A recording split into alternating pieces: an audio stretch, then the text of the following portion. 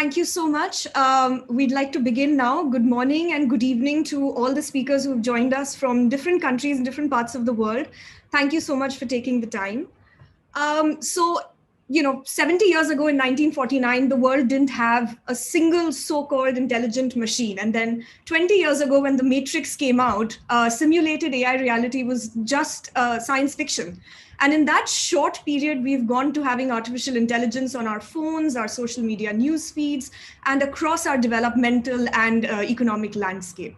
And to explore what this means for our humanity, OP Jindal Global Universe, welcome you all to this very first virtual dialogue on the ethics of artificial intelligence on the theme Exploring Pluri-Perspectives. I would like to begin by expressing our collective gratitude to our chief guest and our keynote speaker for the inauguration of this dialogue, Honorable CEO of Niti Aayog, Mr. Amitabh Kant, as well as thank the founding Vice Chancellor of OP Jindal Global University, Professor C. Rajkumar, and the United Nations Resident Coordinator in India, Ms. Renata Dizalian, for taking the time to be here with us today. We also have a tremendous lineup of over 25 speakers, who are some of the world's leading authorities on AI ethics, futurist philosophy, tech policy, and we will get to spend the next 2 days with them across 6 panels, dissecting these ontologies of our digital future through the lens of both Asian and Eastern intellectual and philosophical traditions. With this, I am honored to invite the UN Resident Coordinator in India, Ms. Renata Dizalian, to deliver the welcome address. And I would request speakers to remember to turn on their microphones. Over to you, Renata. Thank you so much, Nabila. Can you hear me all right? Yes. Excellent. So it's an absolute pleasure to welcome you all to this very important dialogue. And I'd like to start by extending a very special thanks to Mr. Amitabh Kant, CEO of Niti Aayog. And for those of you who may not be familiar with Niti Aayog, it is the government of India's premium think tank here in India. We very much look forward to your keynote address, Amitabh, and I know that competition for your time is intense, so we appreciate your presence all the more. Special thanks also to Professor C. Rajkumar, founding Vice Chancellor of OP Jindal University, our partner institution for this dialogue. A very warm welcome and thank you to all the distinguished speakers who are joining us to weave their knowledge and their experience and their wisdom into this collective inquiry. And of course, thank you, dear audience, for your participation. Very warm welcome to all of you. The topic of ethics is practically as old as time itself. And AI has been with us for the last 60 plus years or so. But ethics and AI together have really only burgeoned in the last 4 or 5 years. We've seen a recent flourishing of frameworks, conferences, discussions, policy papers, educational institutions establishing new programs, advocacy institutions, all being established around this topic quite recently. If we look across these frameworks and these discussions, quite a few of them seem to focus in on a particular set of recurring themes. And among these themes are issues such as privacy and our data and ownership of our data, bias and discrimination and how to prevent that, transparency and sometimes the issue of explainability, accountability, safety and security. These are undoubtedly very important issues. Yet at the same time, we all know that ethics as a branch of philosophy is about much more than this. Even the much discussed driverless car, trolley car problem, a matter of life and death, isn't really addressed in many of these ethical frameworks or discussions. Nor are the issues of AI-induced digital addiction, distraction, isolation, depression, and sometimes even worse. Concerns about AI filter bubbles and their consequent erosion of trust and of common ground between us is often missing. The impact of AI on human agency, on relationality, on intentionality, not to mention impacts on human flourishing and well-being more broadly. These are often absent or dealt with in a kind of cursory manner, and yet they're fundamental. And I haven't even got to things like context and culture, and how they impact on the nature of ethical thinking and discourse. We've been asking similar questions in different contexts for centuries, for millennia. We've developed laws and regulatory frameworks to address many of these preoccupations. So in some senses and some instances, the ethics of AI only asks that we extend our existing ethical guardrails from the physical to the digital world. But in other instances, AI challenges our ethical thinking very profoundly, and we have to think again. Sitting here in India, with its 2,500 years of extraordinarily profound, diverse, living philosophical and spiritual heritage, it seemed only natural that India not only contribute proactively to, but also bring together other philosophical schools of thought to explore what the East can offer this incredibly important topic. This is the genesis of our conference or our dialogue over the next few days, designed to zoom out or to pan back with a wide-angle lens to explore, broaden, deepen, and ultimately to complement the already important reflections that have been around for several years now. We couldn't have picked a more auspicious time for this discussion. As we speak, member states of UNESCO are debating this very important topic in Paris. Views and perspectives are being exchanged with the aim of coming up with a truly global, comprehensive set of recommendations on the ethics of AI by the end of this year. I hope very much that the insights from this conference will feed into that critical process. As India and China and other Asian countries are poised to play a significant role in this AI century, it's only natural that the wisdom of the East nourish our collective understanding of the ethics of AI. I look forward very much to listening to you and to learning from you. And once again, a very warm welcome to you all.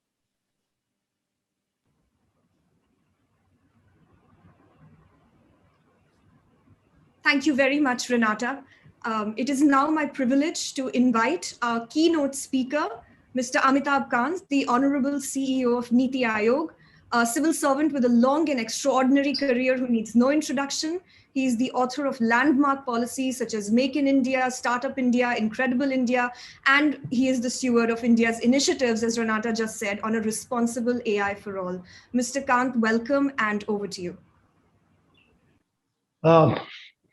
Renata Desalian, Professor Rajkumar, all the distinguished guests, ladies and gentlemen. I would like to first congratulate the United Nations and the O.P. Jindal Global University for hosting this conference on exploring Pluri-Perspectives on artificial intelligence. As the world goes through the pandemic, I cannot see a more relevant time to discuss ways to leverage the tremendous benefits of AI. Artificial intelligence is probably the most disruptive technology of our times, with the potential to fundamentally transform our way of life. In 2018, Niti Aayog had released the National Strategy for Artificial Intelligence that highlighted both the economic and social potential of artificial intelligence. According to a recent NASSCOM report, data and artificial intelligence have the potential to add 450 to 500 billion to India's economy by 2025. Artificial intelligence-based startups account for 44% of deep tech startups in India. The national strategy also stressed on the social impact of AI through improved social and quality, or through improved scale and quality of specialized services such as healthcare and agriculture advisory, and an inclusive, efficient, and transparent access to government welfare services. These allow for reimagining and transforming government interventions across sectors. However, it is a human-in-the-loop approach that was taken in the strategy that we at Niti Aayog continue to follow. As we drive the focus towards increasing adoption of artificial intelligence, we must be cognizant of the various challenges it poses. The Prime Minister of India remarked at the World Economic Forum Davos Summit in January 2021 that technology must be a tool for ease of living and not a trap. A survey by Capgemini shows that 85% of respondents from organizations in India have encountered ethical concerns from the use of AI. Lack of trust has also inhibited the adoption of AI in various sectors. India is a very large and diverse country, and it is important for everyone involved in AI research and development to ensure inclusive and beneficial growth of AI. AI for all is at the core of India's national strategy for artificial intelligence, and this can only happen when there are reliable frameworks to use AI in an extremely responsible manner. Based on several stakeholder consultations on the subject, Niti Aayog had released 2 working documents last year on responsible AI for public comments. Further, frameworks such as the Data Empowerment and Protection Architecture provide the necessary governance structure to not only enable strong data protection, but also provide data empowerment. The challenge of ensuring that the AI ecosystem is developed responsibly is complex, as the technology is not sector specific and has multiple stakeholders, including academia, industry, legal, policy, regulation, civil societies, and international organizations. Around the world, various countries and organizations have identified guiding principles to align the stakeholders towards the responsible management of artificial intelligence. Earlier this year, Niti Aayog released an approach paper that expounds 7 principles for responsible AI that needs to be followed. As the technology advances and our own understanding of the relationship between AI and society improves, we must ensure that the principles are constantly updated. Principles from the first essential step towards ensuring a responsible AI ecosystem, but are not sufficient. There must be a robust and reliable enforcement mechanism that protects the safety of citizens, environment, and businesses, while promoting equal opportunity for research and innovation. Any mechanism to regulate AI must be proportional to the risk and strike a balance between innovation and responsible use. This requires a holistic understanding of the complex interactions of AI with our daily lives. It goes beyond the scope of just policymakers or technologists, and there is an increasing relevance of multidisciplinary thinking to think through and identify the various ethical ramifications. We must take a comprehensive look at these aspects at the level of individual AI systems and their interactions with various stakeholders, and also the macro perspective of how societies are impacted. For example, impact of jobs, malicious use of AI, etc.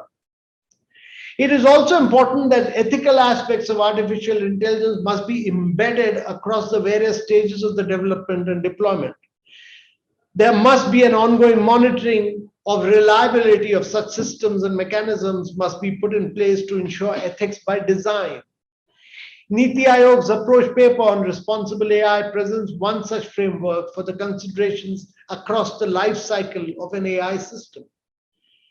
Technology has blurred international boundaries, and AI in particular is one of the fastest growing technologies of the world. Commonly accepted benchmarks show that the cost of training AI models has decreased by 99.5% in under 3 years, making the technology easily accessible to developers around the world. We can only rely on national frameworks and guidelines to a point. There is a strong need for international cooperation and consensus on responsible AI. While every nation has its own unique context, it is important for an international alignment on the broad goals, directions, and expectations from artificial intelligence. In this regard, I welcome this unique initiative by the United Nations and O.P. Jindal Global University to bring together multidisciplinary experts across the world on this highly relevant topic. I look forward to what I'm sure would be an extremely fruitful discussions on various considerations and perspectives on AI and its interaction with individuals and society. I hope the conference serves as a platform for rich deliberations towards charting a responsible AI ecosystem in India and around the world. Thank you very much, ladies and gentlemen.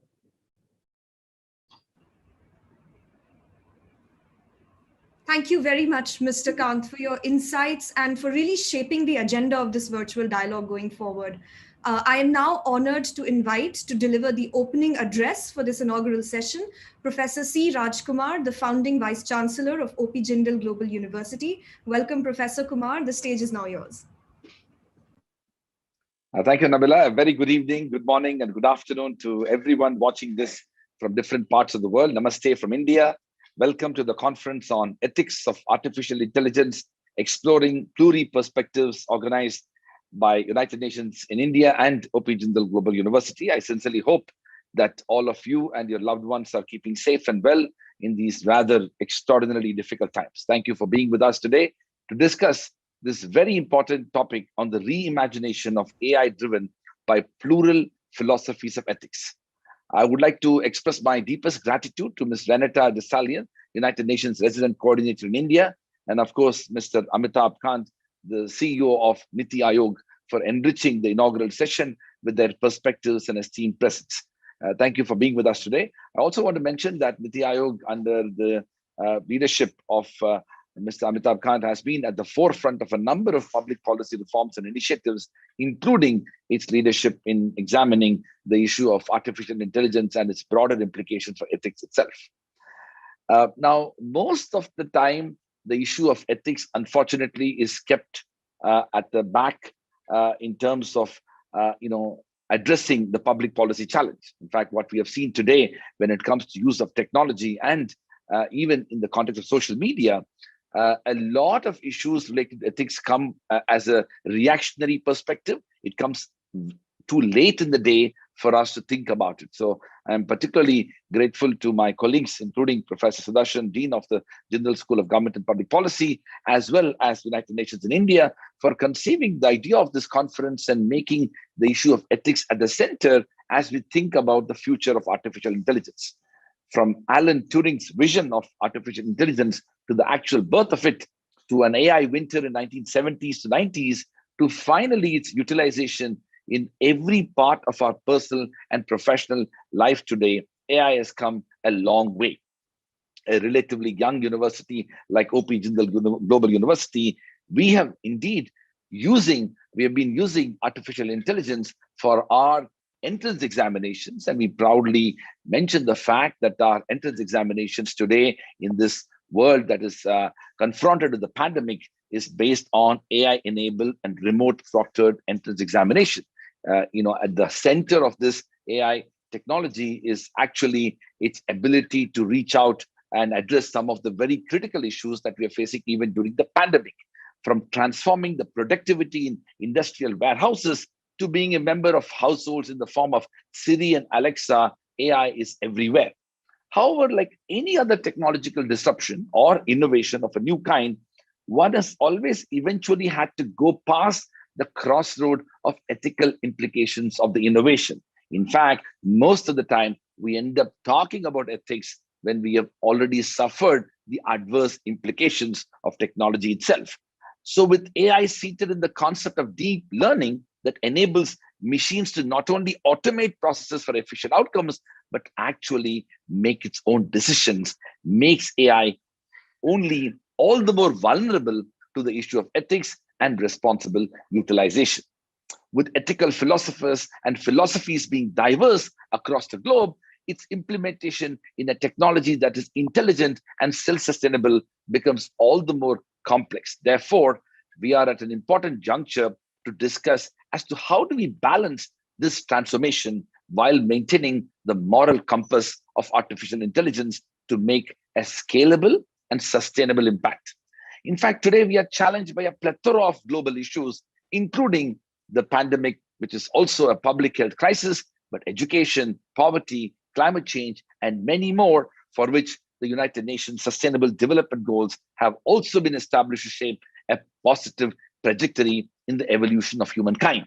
With AI having the potential to help us overcome these challenges, it is all the more important to deliberate on the implementation of AI in achieving these goals in a more time-efficient manner, but within the context and the spectrum of its ethical challenges. Therefore, as AI offers tremendous and perhaps unimaginable potential to bring about a change in the world around us, it is crucial that we deliberate on the ethics of artificial intelligence.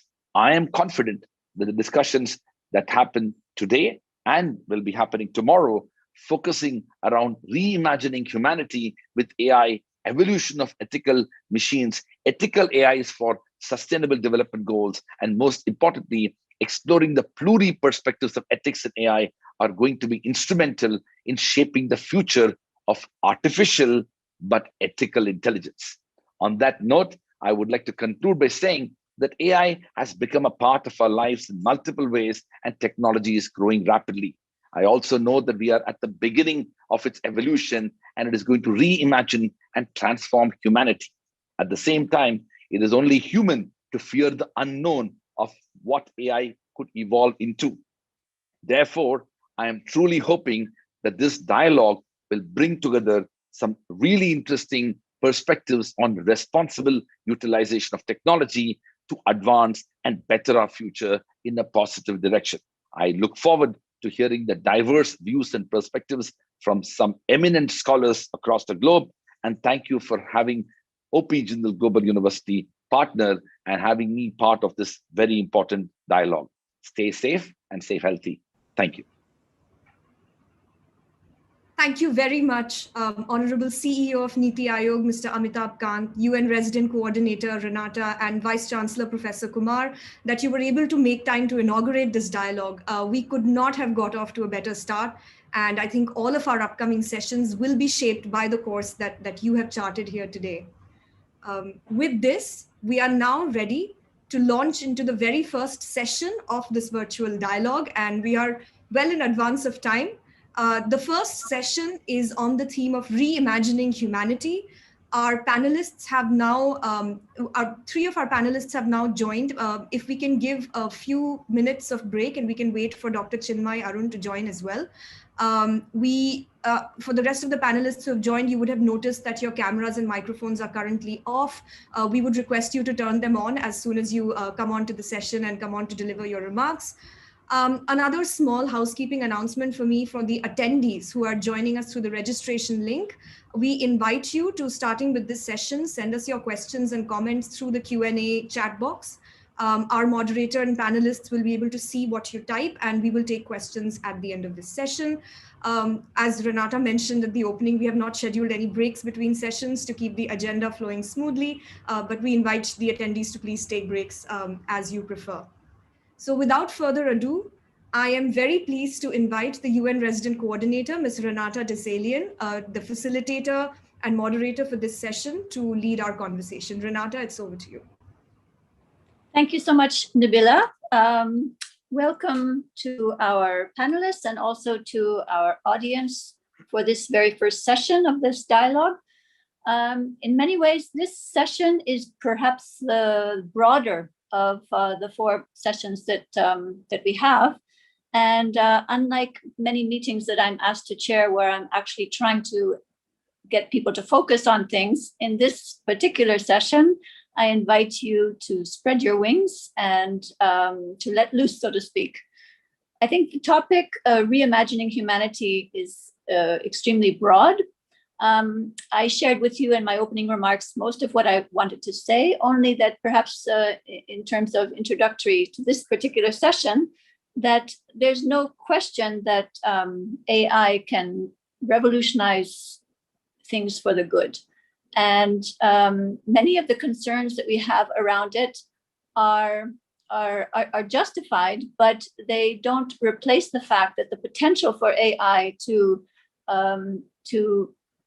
enable human flourishing and human well-being is unquestionable. The issue, of course, is how to do that while mitigating some of the negative aspects of AI.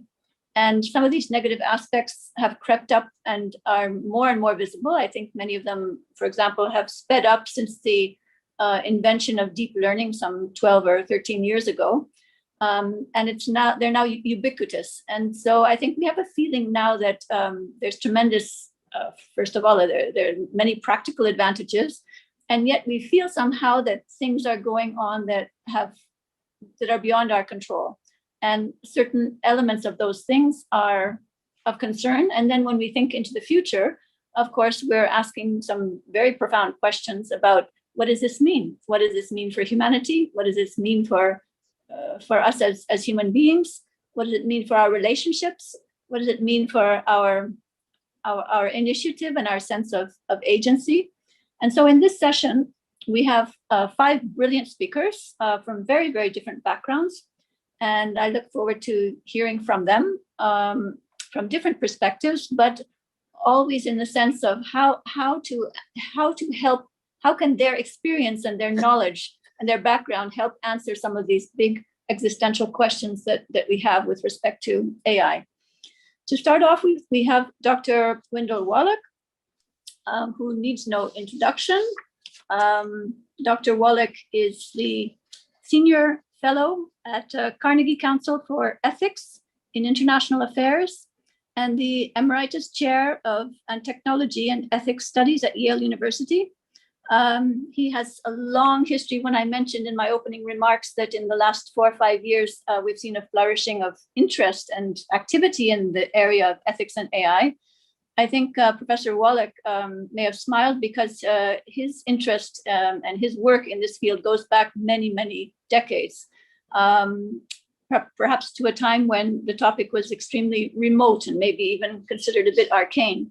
But very recently, I heard a webinar with you, Professor, in which you were peppered with questions about how to answer some of these existential questions. And one element of your response stuck out in my mind. You basically said it really depends on what platform you're answering from. Are you answering from the biological platform, the sort of physical biological platform, or are you answering the question from a silicon platform? And potentially in the future, we may be trying to answer these questions from a quantum platform. Or are we asking these questions and answering these questions, or trying to answer these questions from a more spiritual platform, a consciousness platform? And when I heard this, I thought, yes, absolutely. And so I hope that in your speech or your remarks coming up, that you may touch on these, because I think they really help clarify a little bit the various dimensions from which we're approaching this issue of ethics and AI.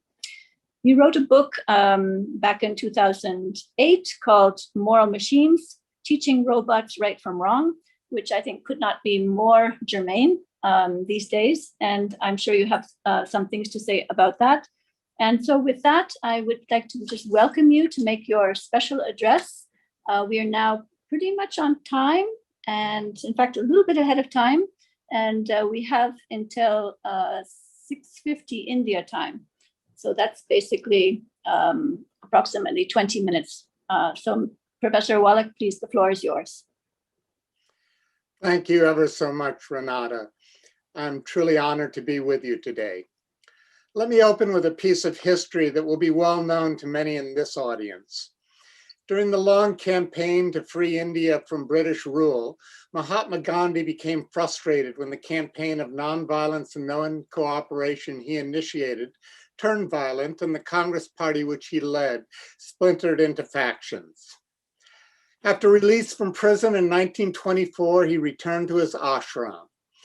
The non-cooperation campaign advocated the rejection of imported cloth and clothing from British mills, so Gandhi could be seen daily spinning cotton yarn from the loincloths he wore. 6 years later, on March 12, 1930, he walked beyond the ashram gate, accompanied by 79 followers. They walked 10 miles a day for 24 days until they reached modern-day Dandi, then known as Navsari, on the coast of Gujarat.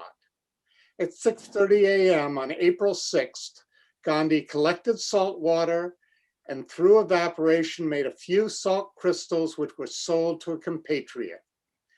This simple act was revolutionary and comparable to the Boston Tea Party in that it violated an 1882 tax the British had levied on the sale of salt. Gandhi continued to sell salt up and down the shore until he was arrested by the British, who were attempting to forestall a raid Gandhi's supporters planned on the Dharasana salt works, 8 kilometers from Dandi. That demonstration commenced on May 21st without him. As reported by the American journalist Webb Miller, hour after hour, a column of demonstrators marched toward the salt works and were successively clubbed down by native soldiers under the command of the British. Quote, not one of the marchers even raised an arm to fend off blows. Those struck down fell sprawling, unconscious, or writhing with fractured skulls or broken shoulders. More than 300 protesters were injured and many seriously, and 2 died. The Salt March was a turning point in the campaign to free India from British rule and an embodiment of Gandhi's Satyagraha, truth-force approach to nonviolent protest. He could not have foreseen all the events that would unfold. Nevertheless, on some level, he knew that this was the right time and right action. But how?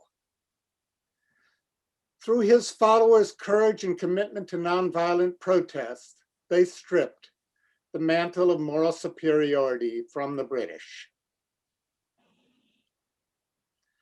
Now, for a moment, I would like you to imagine that the phalanx of protesters marching on the salt works is AI-enabled robots and not nonviolent activists. Would that have had moral power? Of course not. As mentioned, I'm particularly known for co-authoring a book with Colin Allen entitled Moral Machines Teaching Robots Right from Wrong, which explored the prospect of developing AI systems capable of factoring moral considerations into their choices and actions. And while I have witnessed AI systems able to beat the world's best chess and Go players, and even provide groundbreaking solutions to the protein folding problem, I see no evidence of systems capable of making difficult moral decisions, feeling empathy, or even recognizing ethically significant situations. At best, they can be programmed to act in an appropriate manner, presuming the system designers can anticipate the challenges they will confront. Nor do AI systems understand what they are doing. A chess playing system does not know what a game is. Facial recognition software can demonstrate a significant degree of accuracy in matching data points, but it does not know what a face is. Delegating decision-making to machines is today, and will continue to be for many decades, an abrogation of human responsibility. Thus, I remain a friendly skeptic regarding the creation of artificial general intelligence. Friendly to the can-do engineering spirit, but skeptical that we know enough about intelligence to reproduce it artificially.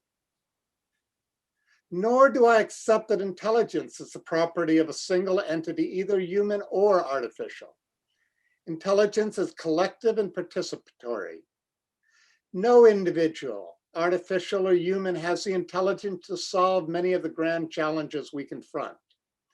And yet AI systems embody forms of intelligence that augment human understanding and can serve and can perhaps deserve a seat at the table as we work through problems created by climate change, racism, fear, greed, and ignorance. Nevertheless, the digital biorevolution signals an inflection point in human history comparable to the European intellectual enlightenment that put humanity on a pathway toward modernity. Most of us perceive technology as a source of both promise and productivity, and yet there is considerable disquiet over specific technologies and disquiet over the overall trajectory of scientific discovery and technological innovation. Self-driving cars offer us an apt metaphor. Technology is moving into the driver's seat as a primary determinant of humanity's destiny. But whose values or what values will shape the trajectory of what has been called a fourth industrial revolution? There is a preliminary answer. Most prominent are the values of a technocratic elite focused upon efficiency and capital accumulation, and only occasionally respectful of the values of those communities being disrupted and reshaped by the technologies they introduce. The digital oligopoly with vast resources and control of significant amounts of data, the oil that drives machine learning algorithms, has become the AI oligopoly, more powerful than the oil industry ever was and more influential than all but a few nations. The tech industry feels only modest pressure to be fair, accountable, transparent, or even help defray societal costs arising from the applications they deploy. Consider the pandemic, which continues to decimate lives in India and many other countries. While millions die and tens of millions lose their livelihood, the digital economy has expanded at a rapid pace, and those able to invest in tech firms have witnessed tremendous growths in their assets over the past year and a half. The AI for good and AI ethics movements are both responses to the realization that the overall trajectory of AI development is askew and exacerbates structural inequalities, creates new forms of inequity, and gives rise to certain undesired societal impacts. Excuse me for a moment. These movements have attracted tens of thousands of advocates and are to be applauded. Throughout this conference, you will hear of wonderful initiatives utilizing AI to improve the lives of the less fortunate among us and to improve fairness, accountability, and transparency. This is all good news. But unfortunately, AI for good and AI ethics provide relatively weak tools in comparison to the momentum of the tech juggernaut. Consider the realization of the 17 Sustainable Development Goals by 2030. For that timetable to be met, emerging technologies, and particularly AI, will play a central role. But it is important to consider the trade-offs. For example, SDG 8 sets the goal of decent work and economic growth. But if AI leads to the automation of many jobs, how will people get resources to maintain their lives in the absence of wages? Technological unemployment could undermine the realization of SDG 1, no poverty, and SDG 2, zero hunger. Over the past decades, the percentage of productivity gains going to wage earners has decreased, while the percentage of gains going to the owners of capital, those of us who have stocks, has increased. 100% of productivity gains from each job that is automated go to the owners of capital. And as we know, most financial instruments are owned by the top 15% of the populace. The short-term benefits of AI may be far outweighed by the longer-term risks and undesired societal impacts. In his 1980 book entitled The Social Control of Technology, David Collingridge noted that the development of a technology could most easily be shaped early on. However, early in its development, we seldom fully appreciated technology's societal impact. By the time we do recognize the undesired consequences of adopting a new technology, it is likely to be so entrenched in the political economic milieu that change has become expensive, difficult, and time-consuming. Social media provides a great contemporary example of what has become known as the Collingridge dilemma. By the time it was realized that social media platforms would be harnessed to disseminate lies, manipulate political attitudes, and undermine democracies, they were so deeply a part of modern life that effective reform will be difficult, if not impossible. The Collingridge dilemma has bedeviled technology policy for decades. Nonetheless, those of us who champion ethical legal oversight for shaping technological deployments refute its binary logic.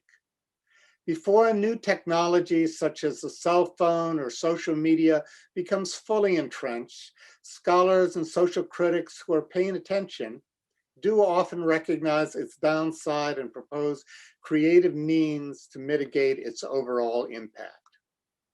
When applied early enough, a gentle nudge in the form of design tweak or a well-thought-through policy can appropriately adjust the technology's unfolding development. Values must be accompanied by effective governance. All countries are challenged by the desire to reap the benefits of emerging technologies, while constraining the power of the digital oligopoly and the digital economy in order to mitigate undesired societal impacts. Unfortunately, there's a fundamental mismatch between the rapid deployment of innovative applications and,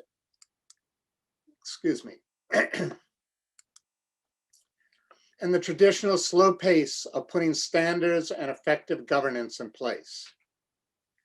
To complicate matters further, traditional narratives around competition, security, and unfettered innovation undermine the adoption of restraints and drive the trajectory of the digital revolution towards surveillance capitalism, the weaponization of digital tools, and an inability to recognize whether or when there are opportunities for international cooperation.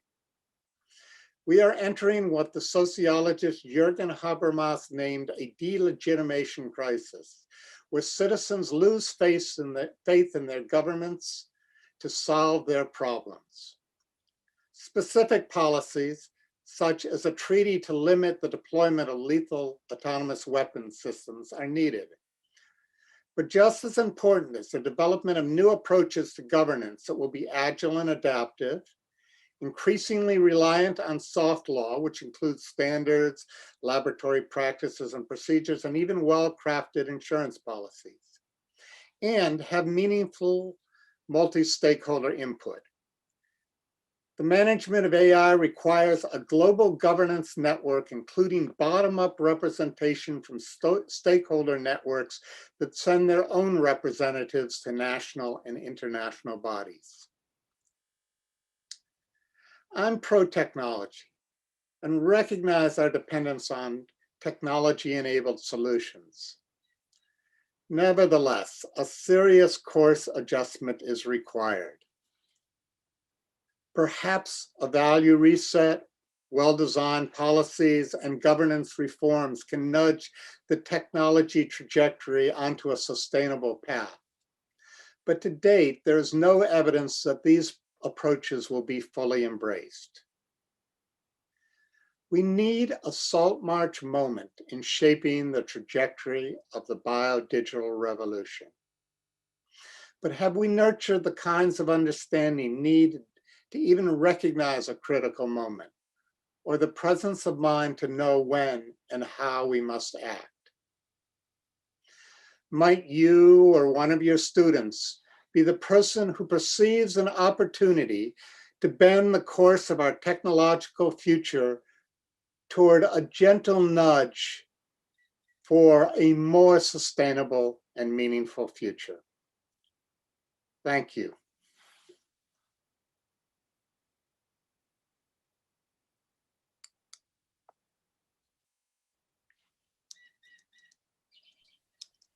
Can you hear me? I can, yes. Oh, great. Thanks you. I just had a message on an artificial message on my screen, pretending to be intelligent, telling me that I was muted when I wasn't. So no, really a sweeping arc of issues and preoccupations, and clearly a result of many years of profound thinking about this. I think many of us feel that there definitely needs to be a moment of a salt march moment, a course adjustment. And I think we're all struggling to try to understand where can we intervene, where are the levers, the nudge opportunities that you're talking about. So it would be, I think, maybe even before I pass to our next speaker, I could just ask you, clearly you've thought about it a lot, and I understand that you are really the founder or the launcher of the International Congress for the Governance of AI. So could I just ask you to say a few words about the Congress and what your vision is for it, what you hope it will be able to contribute? Well, I mean, thank you ever so much for that question. The Congress's intent was hopefully to launch this global governance network for AI, or at least lay down foundations to move in that direction.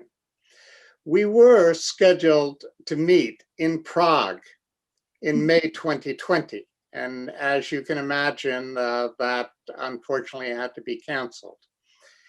And it was rescheduled on a number of occasions and again, canceled twice. So we moved to an online platform.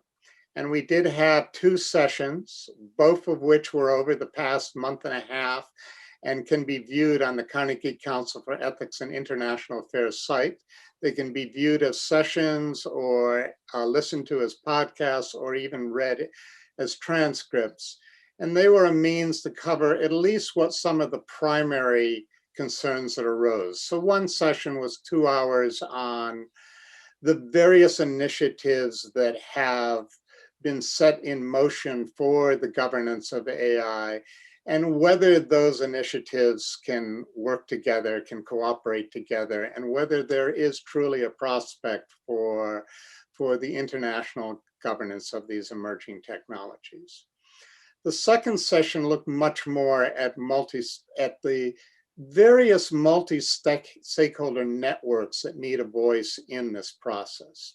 So we weren't just dealing with gender and race, but we were dealing with regions, with the needs of the disabled, with so many different concerns that, excuse me, I have a phone call that's ringing here.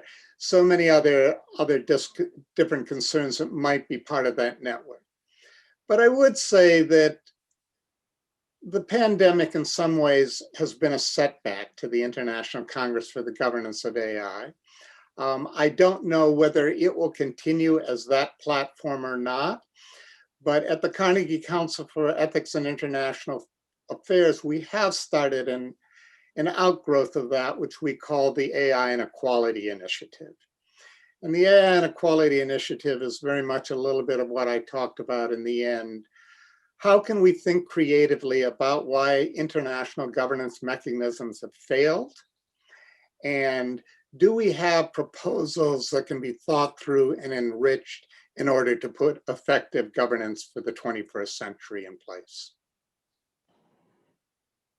Thank you. Thank you so much. I'm sure there'll be plenty of questions for you, but I feel I now should move to our next speaker, Professor Thomas Pogge. I hope I've pronounced it correctly.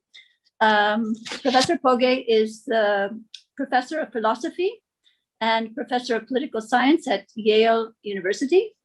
I believe you have some slides, Professor, yes, they're coming up right now. So you have a profound interest in this topic from the perspective of justice, which is your field.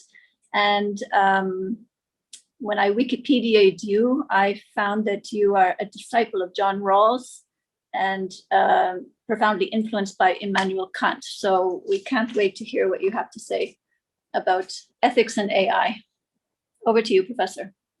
Yeah, thank you very much. And I think when people engage popularly with these breathtaking new technologies, they typically have one of 3 reactions, and they are epitomized by these 3 characters here: Karl Marx, Henry Kissinger, and Mark Zuckerberg.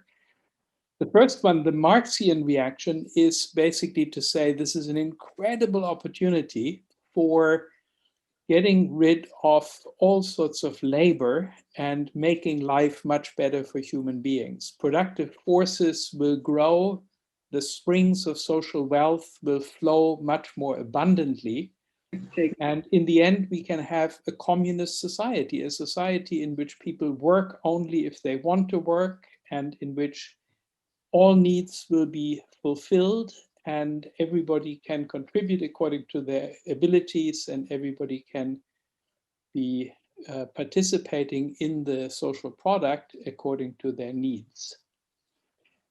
Now, another view, rather darker view, is the one that Henry Kissinger has recently popularized, and he is basically afraid of AI as competition.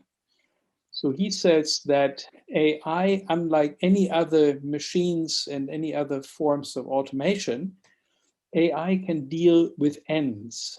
AI will set its own goals and will compete with our goals. There's no guarantee that what they want is what we want. And given that they are much smarter than we are, they could seriously destabilize the world. Now, the third view is also a somewhat dark view. It's expressed by Mark Zuckerberg.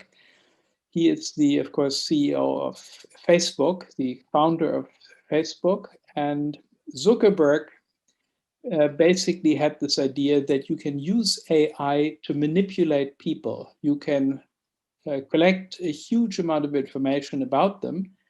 And with the help of that information, you can then try to manipulate them into doing your bidding. For example, most obviously, you can use that for targeted advertising, where you make people buy things that maybe otherwise they wouldn't have bought. But of course, with Cambridge Analytica, we know that you can do the same thing also in politics. You can try to propagate political opinions, make people vote in certain ways, and thereby dominate the political sphere.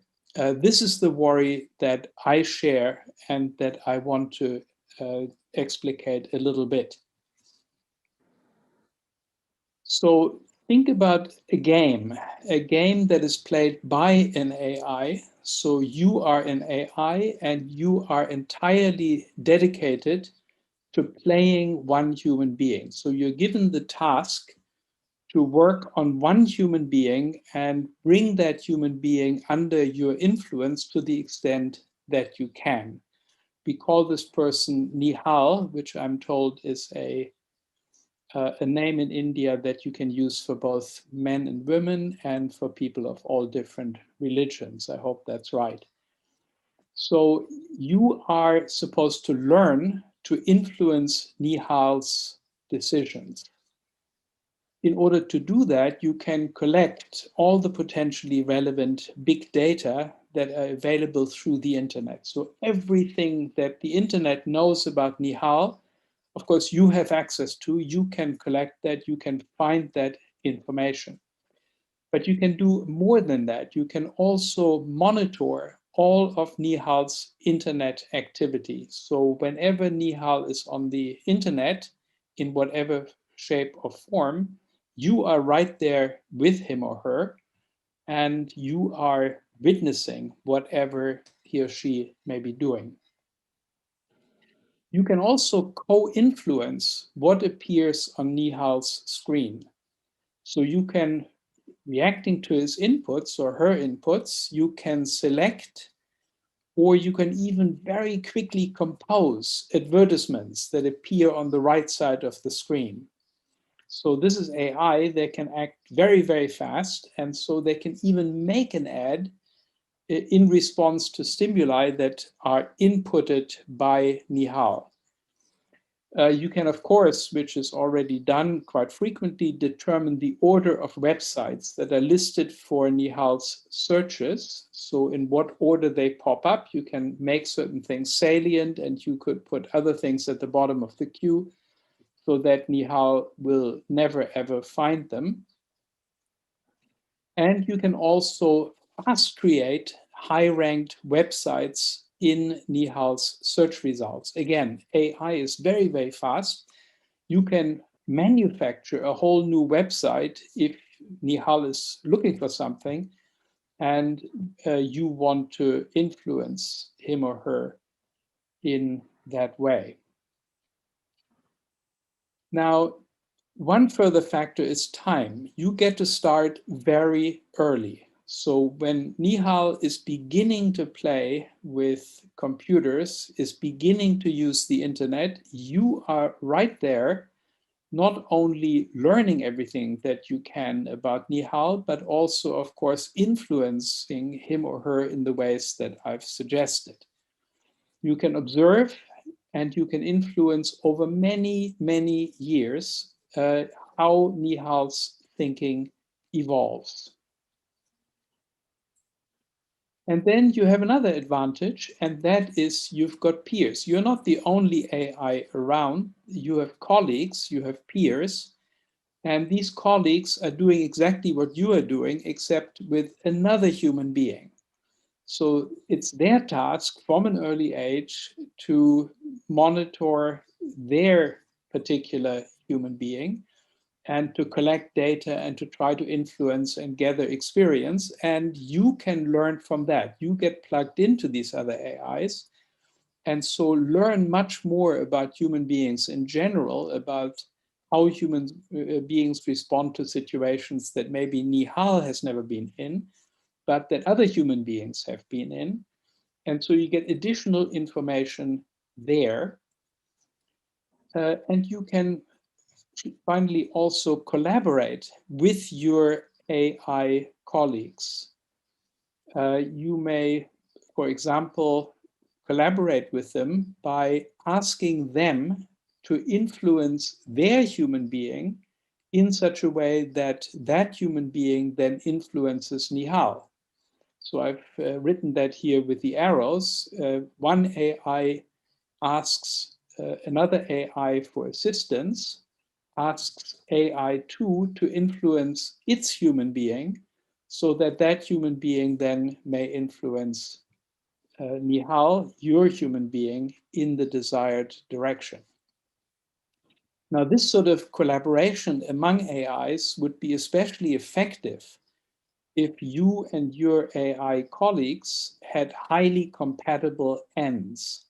So, for example, you all have the end to make your targets hate each other. So try to play them off against each other, or you all have the end to make them vote for a particular political party, the right party, in the next elections. You could then collaborate very effectively to try to create popular positive sentiment for the right party. All the AIs could then converge on a single joint strategy that is aimed at promoting one result.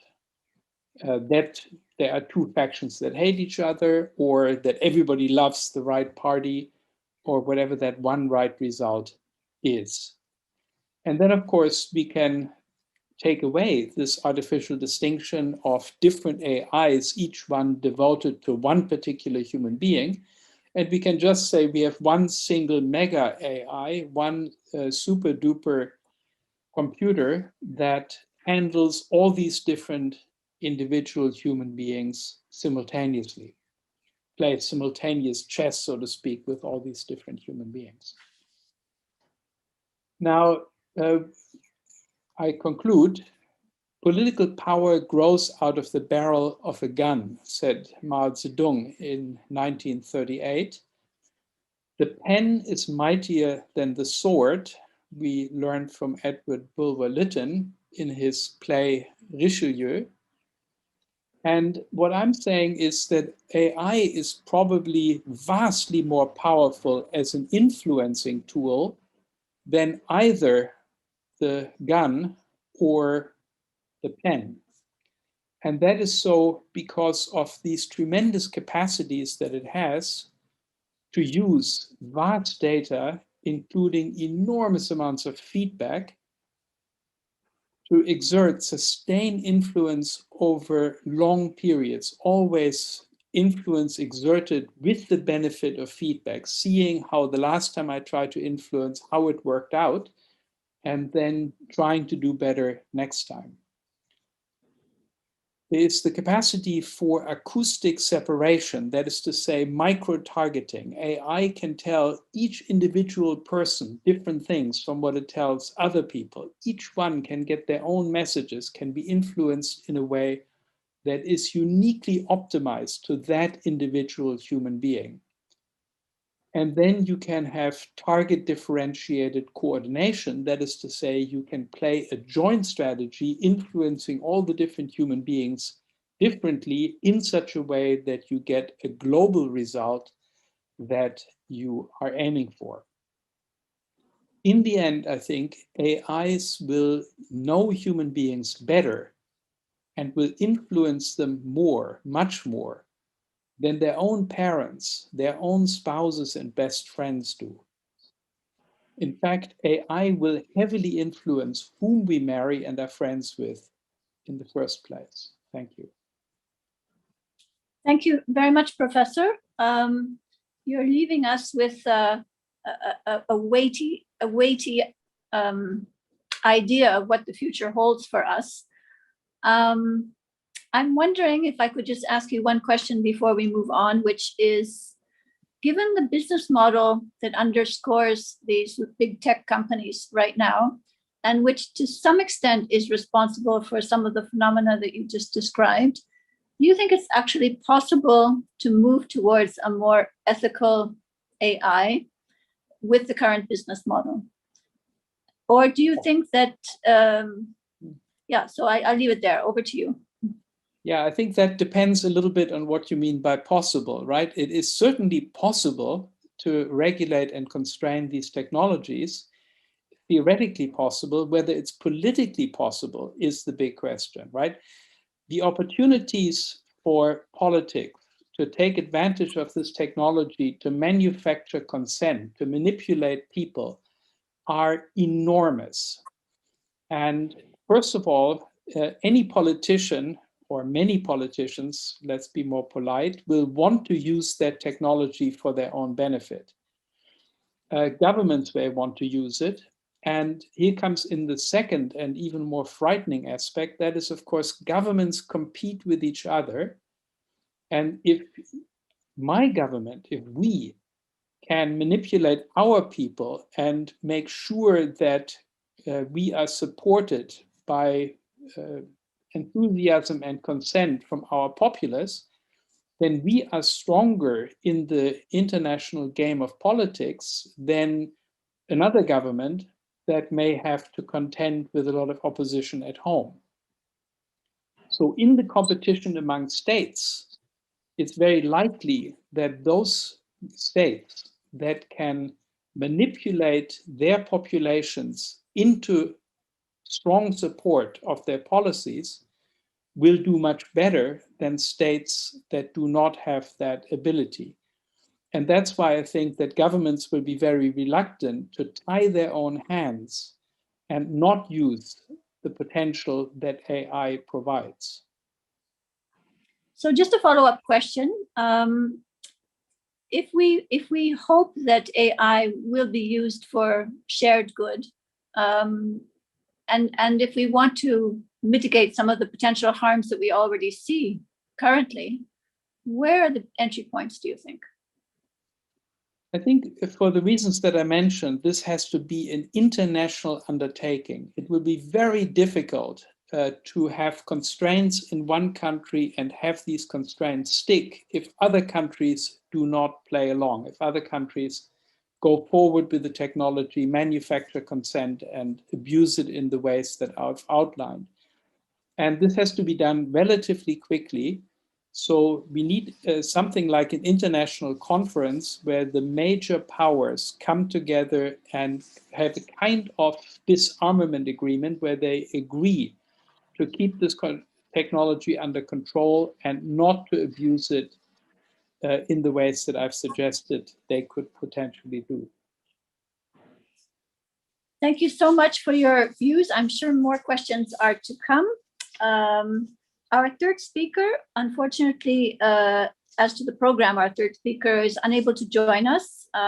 She's fallen ill, so we will now move to our fourth speaker, Dr. Chinmaya Arun. She's affiliate of the Berkman Klein Center at Harvard University. She's a fellow at the Yale Law School, and she has been associated with two of India's most prestigious law universities here in India. Dr. Arun, over to you. The floor is yours. Thank you. I'm really honored to be a part of this session and among the most interesting thinkers of our time who are thinking through these questions. I really enjoyed the parts of the session that I heard after joining.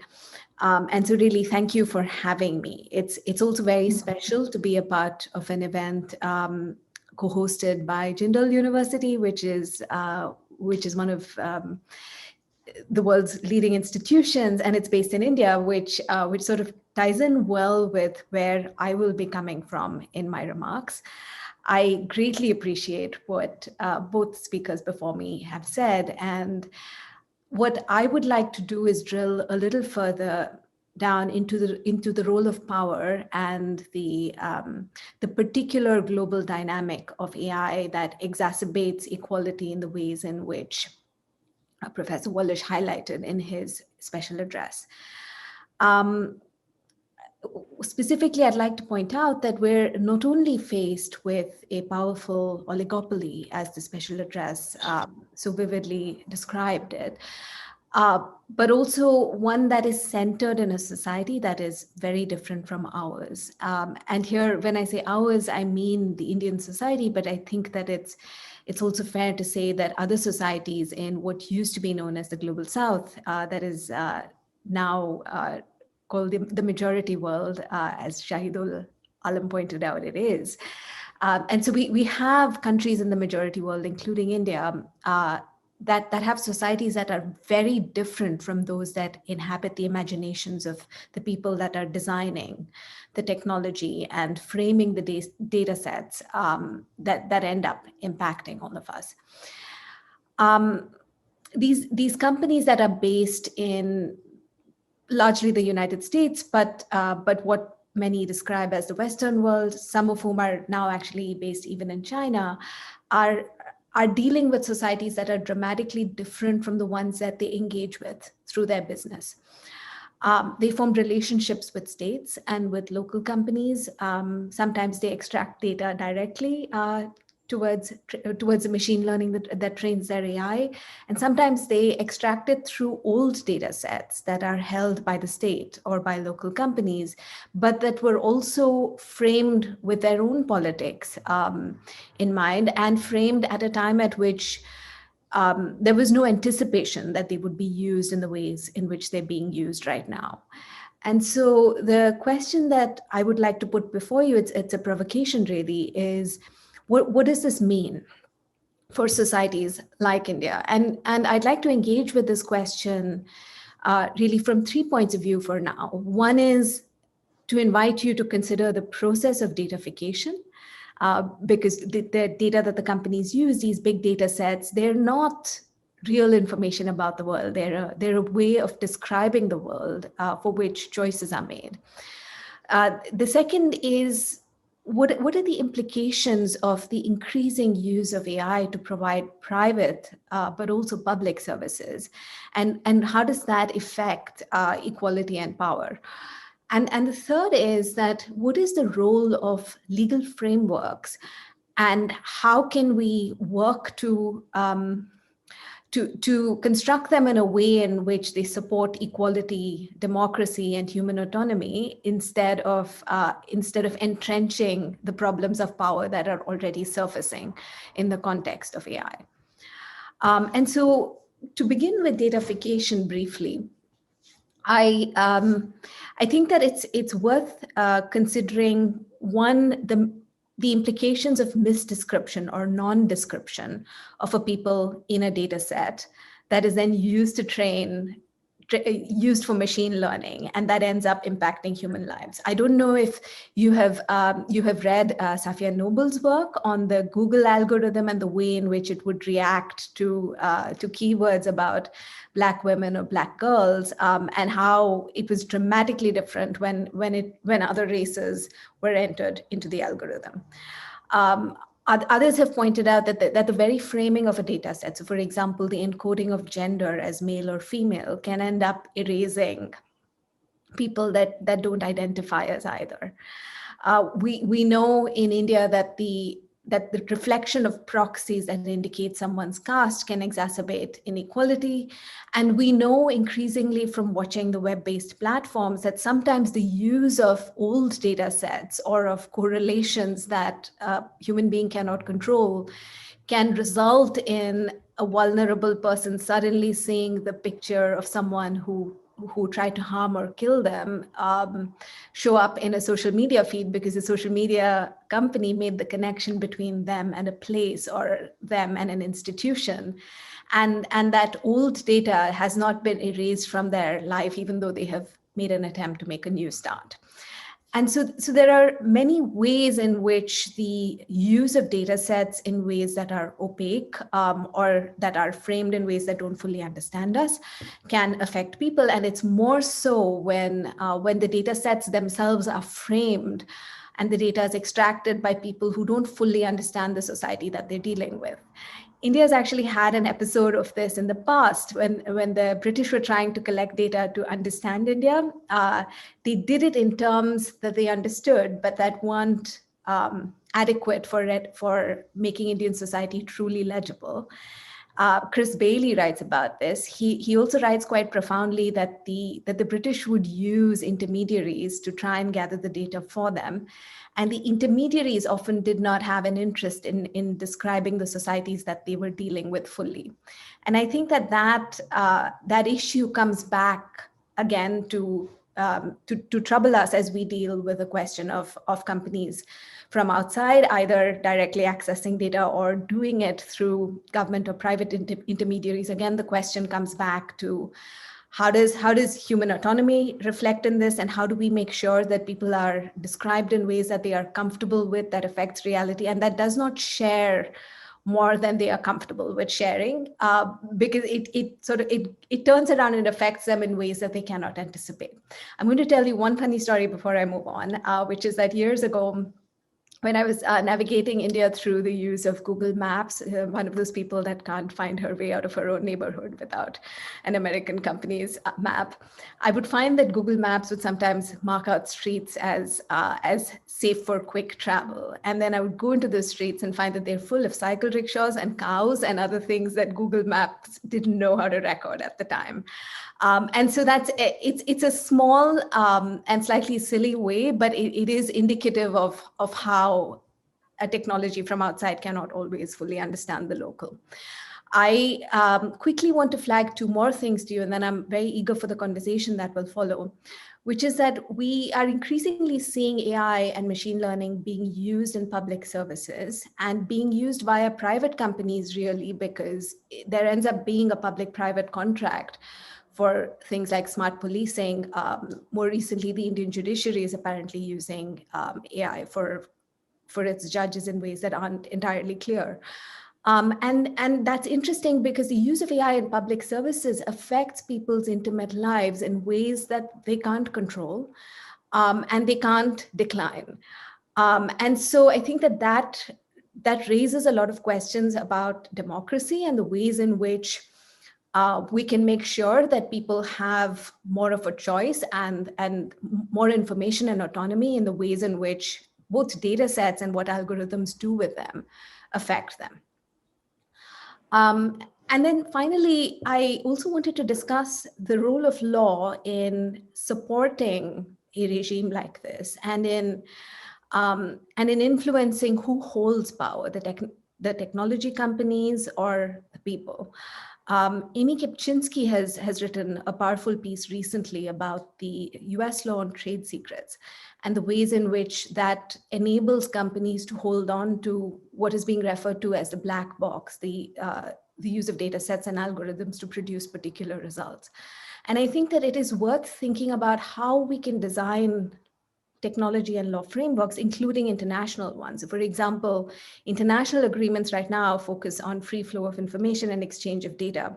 How can we make sure that that both domestic and cross-border and international laws allocate rights in ways in which they protect the rights of human beings and human autonomy, rather than protecting the rights of the companies that form this oligopoly that ends up threatening human autonomy on the whole.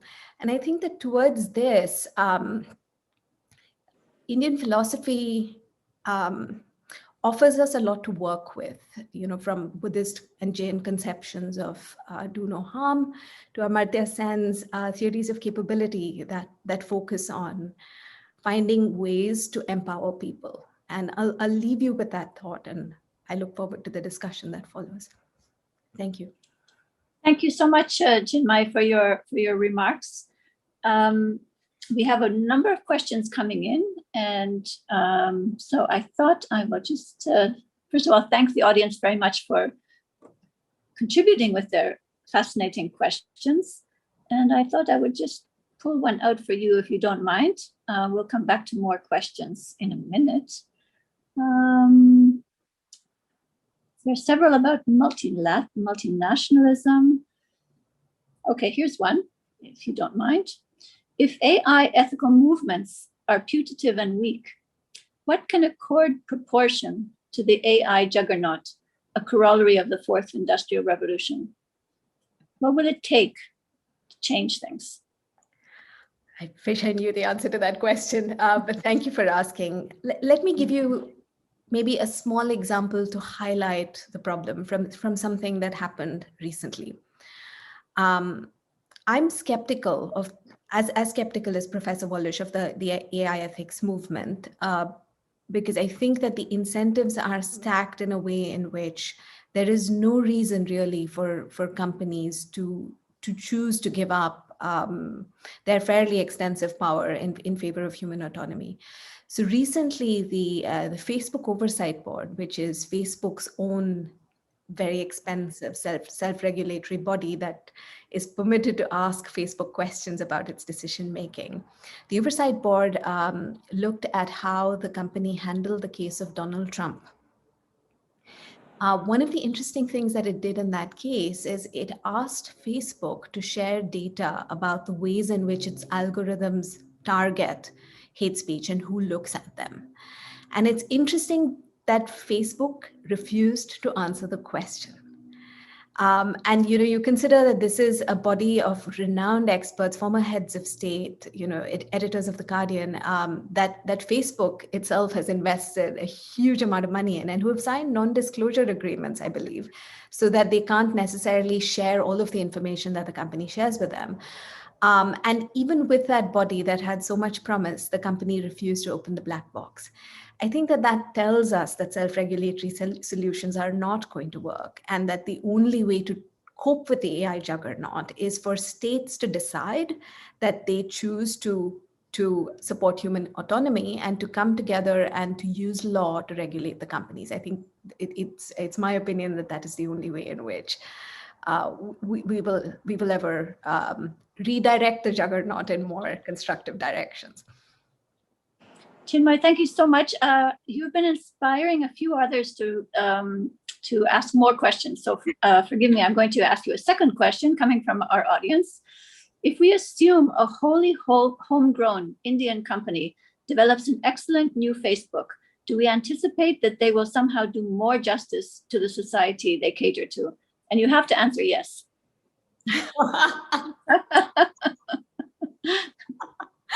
Should never suggest to a legal academic that they should answer one way or the other. I don't know how far it will be a good or a bad thing, but I think that it's a safe assumption that it will understand the society that it caters to better.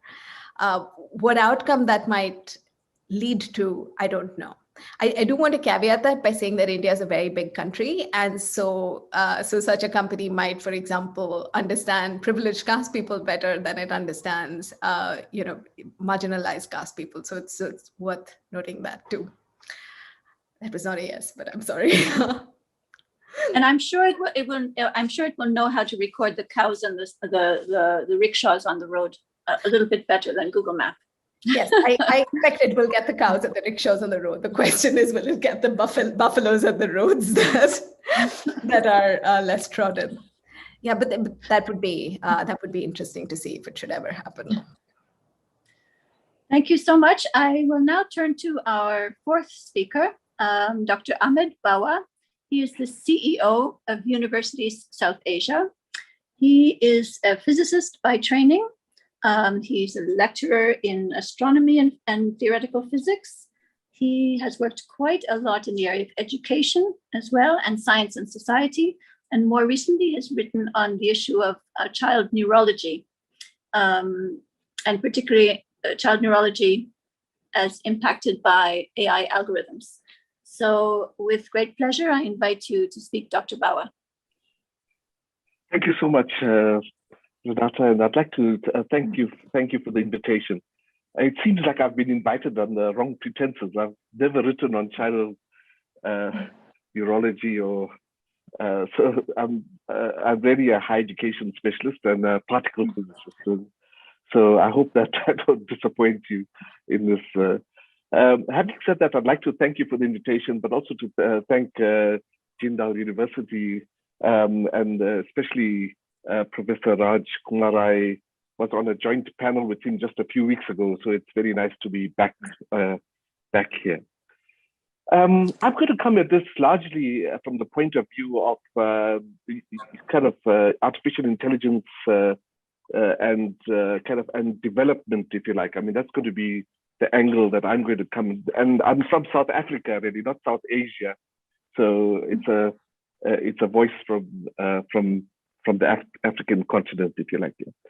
I want to start off just by referring to something that Kenneth Rogoff, the economist at Harvard, wrote. He's also a chess grandmaster, and he reflected on the victory of Deep Blue over Garry Kasparov, and was really fascinating. And he makes two fascinating points. The first is that he was fascinated himself by what he refers to as the finesse and the subtlety of Deep Blue's game. Of course, interestingly, these are deeply human kind of qualities, finesse and subtlety, if you like. So that was the one point. The second point is even more interesting, I think, and it is that that he found it very difficult with this game. He found it very difficult to distinguish between the game of a human being and the game of a machine. And he thought that there was a step change with Deep Blue, that prior to that, he had been able to distinguish between the issues around a human game and a machine game, if you like. And in some respects, this is really the kind of the point at which we have to start paying real attention to what is happening in this world, this interface, if you like, between human beings and machines, if you like, at this area of intersection, if you like. In the same article, Kenneth Rogoff kind of makes the point, in fact, that the power of machines and the power of technology was what led to the huge growth trajectories that took place in the 20th century, and predicts, in fact, that this is going to be that the artificial intelligence is going to be the big driver of change as we head into the future. On the other hand, of course, we also have to be hugely aware and hugely kind of concerned about the fact that artificial intelligence is likely to impact humanity in multiple fashions. And in particular, as we all know, that it's as we've been listening to already, that it's going to be both positive and negative. And as we approach more and more intricate and complex integrations, if you like, at this human-machine interfaces, we will also experience deep ethical issues. And I think we've been hearing about that already. And I think that that's really, where I want to come into this discussion. What I wanted to begin with is just by saying that, that ultimately, and I like very much what Dr. Arun just said, that we have to be focused very much on what happens in what actually are the conditions in which AI is being introduced into local conditions, if you like. And so, when I think about South Africa, at least, and I think about other parts of the African continent, I have to start out by asking myself, what are the conditions into which AI is entering? South Africa experiences deep levels of poverty. It is one of the most unequal societies in the world. We see the effects of global warming already taking place, protracted droughts and so on. And of course, one of the biggest challenges we face is sort of deep unemployment. And the big question one has to ask then, this is amongst a whole range of other big challenges. And of course, the big question then is, with the introduction of artificial intelligence and other technologies which have come along with the artificial intelligence, what is likely to be the impact of that on a society like South Africa? And clearly, there are major issues here. The one clear issue is the fact that the introduction of artificial intelligence is already having a major impact on the labor market. What we are seeing is increasing troughs in the labor market, especially in the middle sector, where jobs are mainly sort of kind of repetitive, where there's a lot of repetitive work. And there are major sort of cuts into the labor market in that area. And what we are seeing, especially in sectors like the banking sector, is seeing very significant levels of retrenchments and so on. And there's a fascinating study that has been done at the University of Cape Town, which actually predicts where these troughs are occurring in the labor market. Now, clearly, the argument on the other side is that every technology moment has produced new jobs and so on. Well, that hasn't happened yet, and it's not happening yet. And of course, that leads us to this big challenge, if you like, of coming to grips with, what do we do about that? The second, of course, is what Dr. Arun referred to as the biases that are built into artificial intelligence. And in a society like ours, where we have such a significant interweaving between human rights, the violations of human rights and the violations of social justice precepts, and historical kind of divisions on the basis of race and gender and so on, we have to be particularly careful about the way in which artificial intelligence has these built-in biases. And Dr. Arun is completely correct, of course, that it's not just the algorithms, but it's also the data upon which these technologies operate on. So that's a second deep concern. And in particular, in a society like ours, where the inequalities are still very racialized and gender-based, there's a particular challenge for us to try and ensure that the artificial intelligence does not continue to deepen those inequalities. So, thirdly, I think what we are perceiving in many parts of the world is the erosion of democracy, the erosion, the shift towards anti-intellectualism, the rise of populism, and so on. And we have to be careful as well here now about the way in which artificial intelligence plays a role in fostering those entrenchments into democracy and so on. So that's the third area that we are deeply concerned about. And our democracy is still a very young democracy. We are 27 years old, and as a democracy, we still have deep challenges around social cohesion and so on. And so there's a deep concern about how do we kind of ensure that the use of this technology, this explosion of this technology in industry and in the private sector and so on, does not further exacerbate those social those challenges of social cohesion. Fourthly, it's the weaponization of artificial intelligence, and of course we know now, that artificial intelligence is used in drone technology and in mechanizations of various kinds and so on. And the big challenge, of course, is in that area, but there's also the challenges in the area of weaponization of local police forces and local kind of elements in the security apparatus and so on, and the challenges that presents to human rights and to human dignity and so on. And so that's another area of challenge that we face, which we have to pay attention to.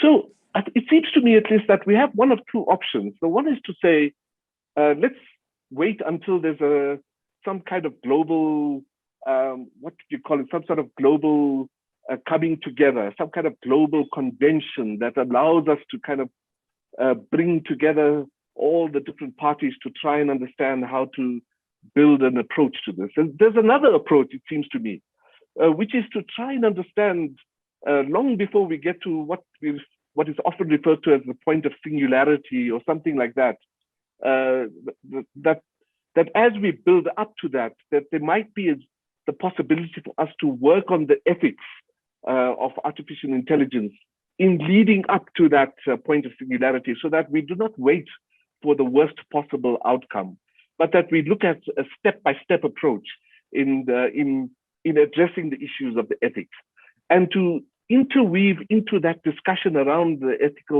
ethical discussions, the values of human rights, values of social justice, and so on. That this all has to be done in the context of a social justice rubric, if you like. And what I wanted to just indicate is that this might be an opportunity for us to think kind of concretely about a kind of social compact approach, not just locally, but globally as well, bringing together different parts of our social fabric, bringing together the trade unions with government and with the private sector, so into a social compact approach, if you like, to address the issue of ethics.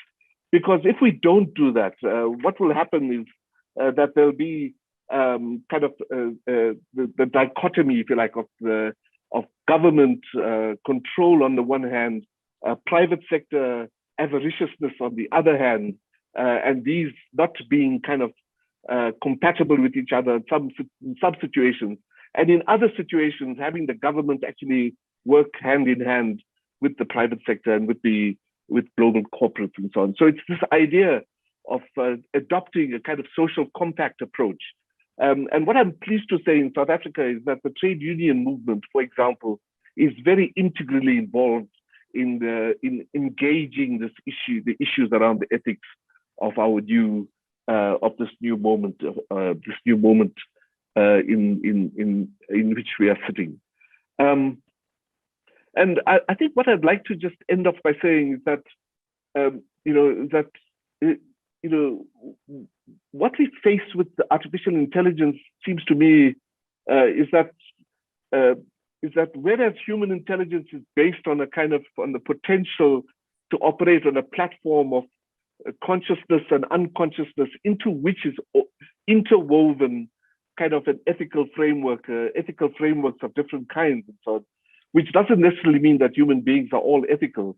The big question will be, will the evolution of this new technology allow for that technology to be kind of interwoven into a kind of consciousness or unconsciousness that underpins the ethical frameworks within which that artificial intelligence operates? And of course, the only way we can do that is by building it into the systems and not waiting for us to end up with this point of singularity when it's too late to do anything.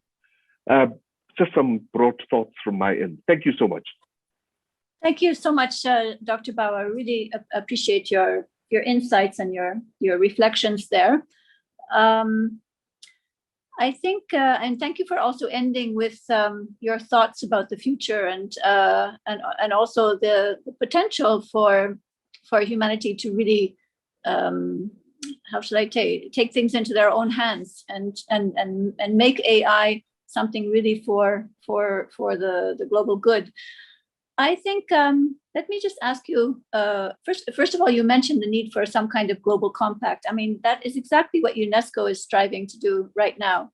And even though UNESCO, like the rest of the UN, is fundamentally an intergovernmental body, we do reach out very proactively to all actors, whether it's civil society, academia, and in this case, tech companies and businesses related to AI. So there has been like very broad consultation.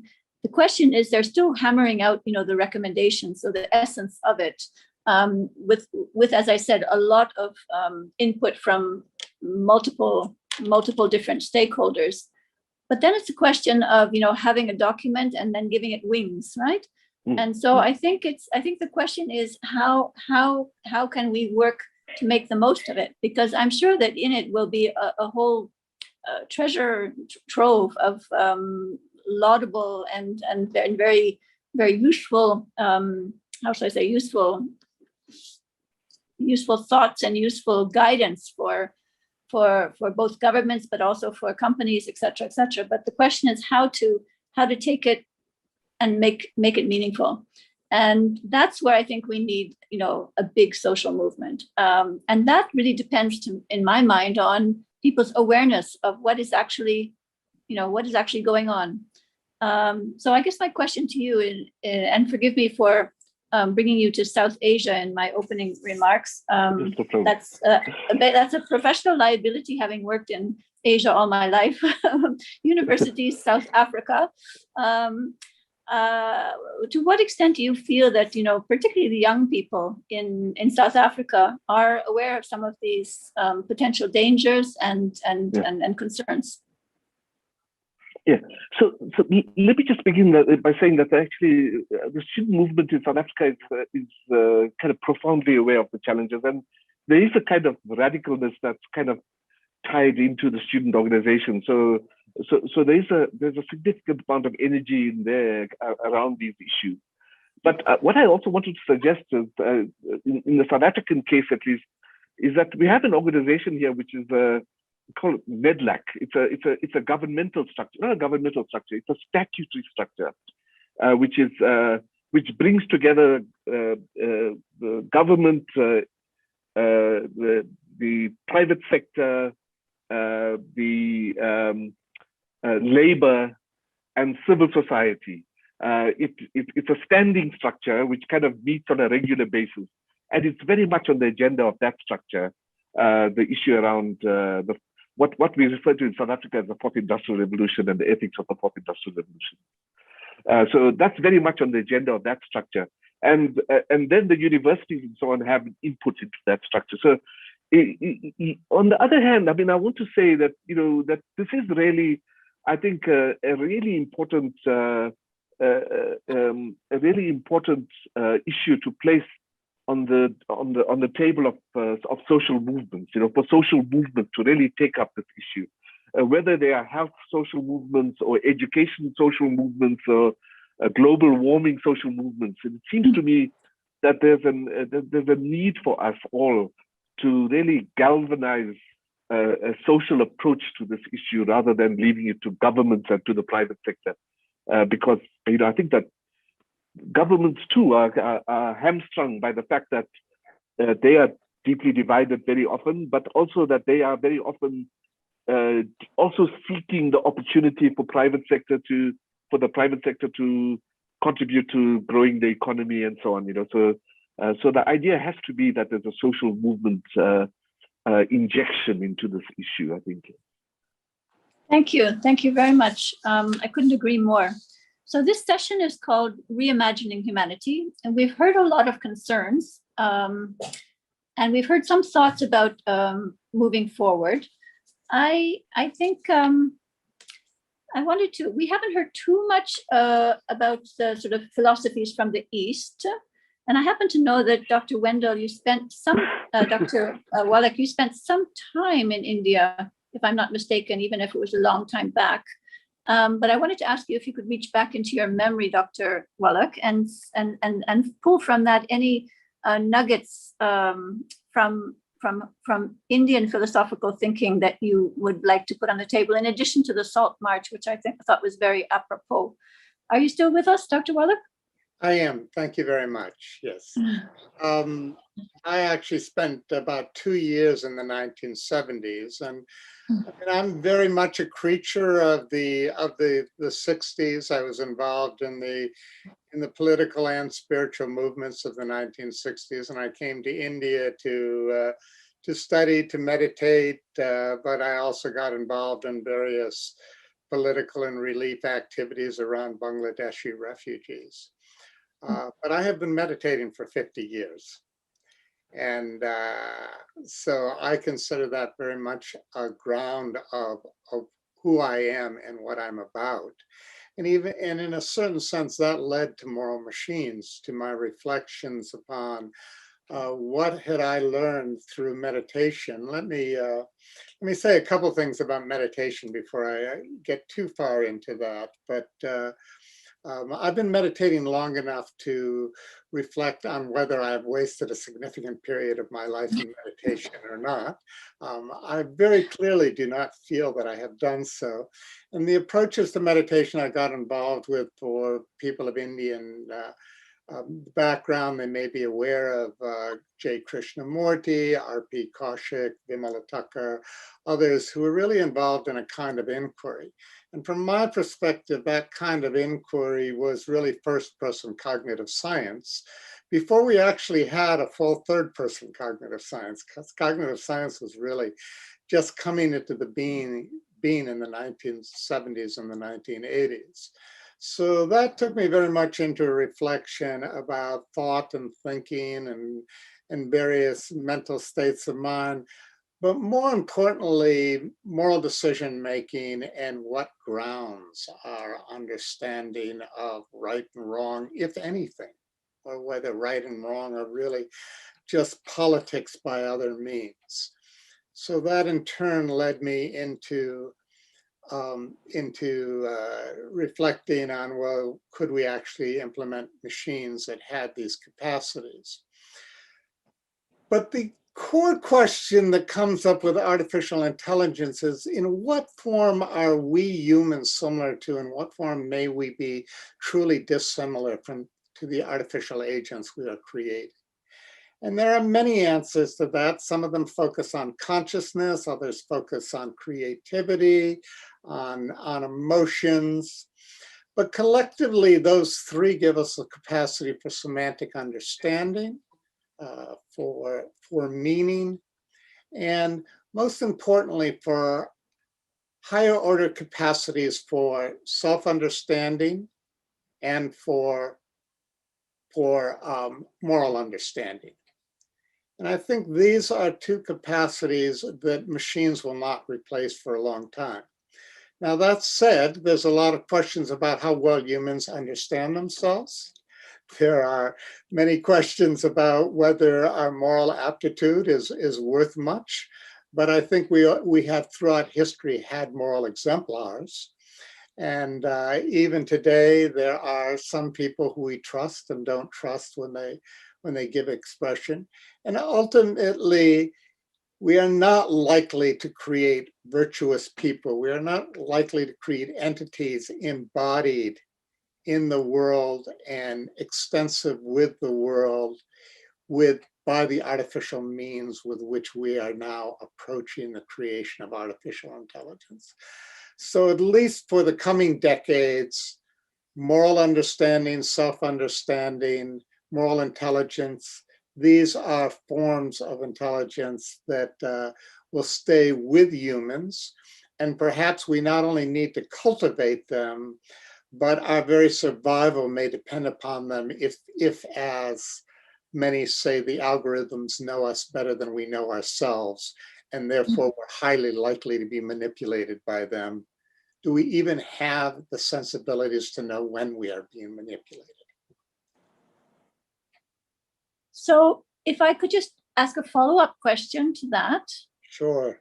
If we are asking ourselves whether we will know whether we're manipulated, is that a good reason to promote meditation?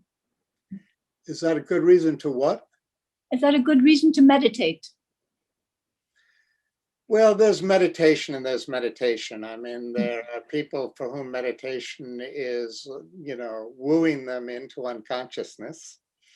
But I think if we understand by meditation, introspective practice, awareness of what's moving us, awareness of to the extent to which we are conditioned beings, awareness of the intrinsic cognitive biases and personal cultural biases that we carry with us, that there is the prospect of recognizing when our buttons are being pushed and perhaps slowing down and giving greater reflection to whether we want to just react to the stimuli in front of us.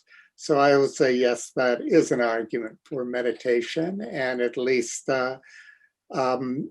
some of the richest parts of our meditative tradition came out of India, not just India, but also in Christian contemplative practices and shamanic practices and all kinds of practices.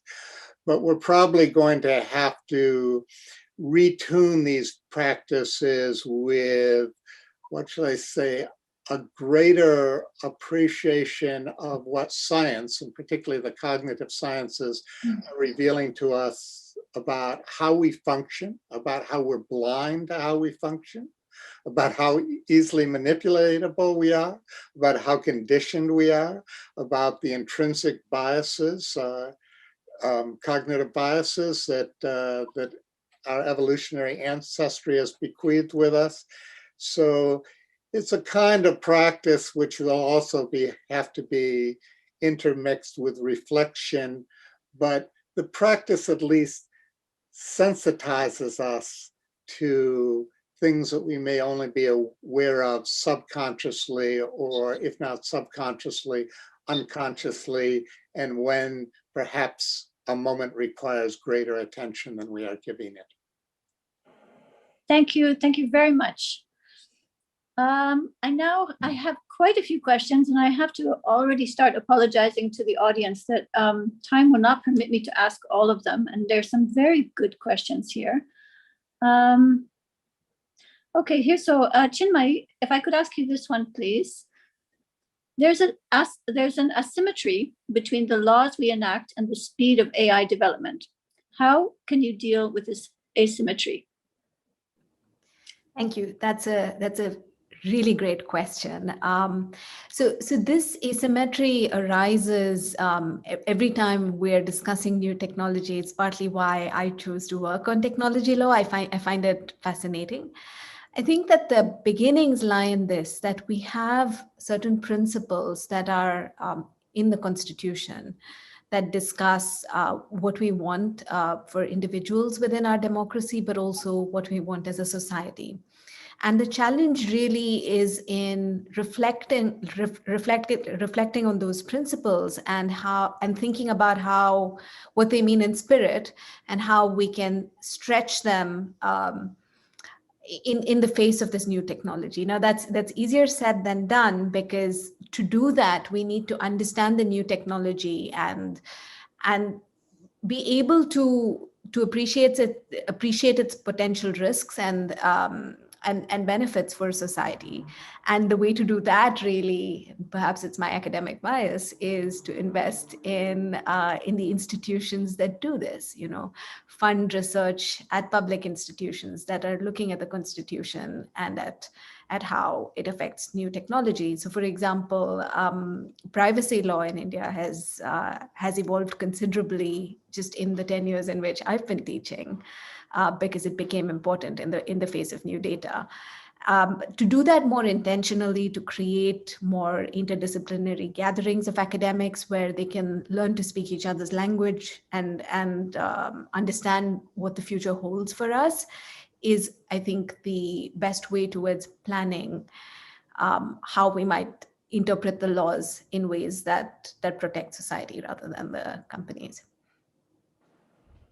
Thank you very much. I'm going down my list of questions now, and this is for Dr. Poge. Do you see any ways how individuals can protect their privacy and autonomy in the face of manipulative state-inspired AI? And a follow-up question: the world still cannot collaborate on environmental ethics. How will we collaborate on AI regulations? Yeah, so I think it will be very, very difficult to collaborate on AI regulations, and largely because of the competitive nature, that a government that can better control its citizens will have an advantage over governments that cannot. And if some governments are reluctant to constrain themselves, and I think China will be reluctant for one, but several others also, AI technology will be relatively cheap, so will be available to pretty much all governments. If some governments hold back, then other governments will be reluctant to commit themselves. How can we protect ourselves? We can, of course, do the kinds of things that some of the other speakers have elaborated, namely we can try to achieve regulations in our own countries. And to the extent that that is not successful, I think that will often fail, or it will be insufficient. We can still stay off the grid, basically. We can not engage with the internet, or at least be very careful to limit our engagement with the internet in ways that makes us less subject to manipulation. Thank you very much. I think there's another question for you, if I may just pause to look. Yes, Professor Poge. When ethical values are so varied, how do we have a common approach to ethics in AI? Well, we need a common approach, I think, if we want to have this international regulatory framework where we agree. And the only way to build consensus that I know of is to talk to each other. So we have to have conferences, we have to bring people together who are expert in the field, who really understand the technology, people who understand the larger ramifications of the SDGs of global justice and so on, human rights, which come into this, and people who also understand things from the point of view of regulation. So people, law people, economics people, who understand how regulation works, how it often slips up, what its economic consequences are. So we really need to bring the right people together and try to build that consensus that certainly now is not there. Thank you very much. And now we're coming rather close to the end, but I have another question in here. Maybe Dr. Bawa, if I may.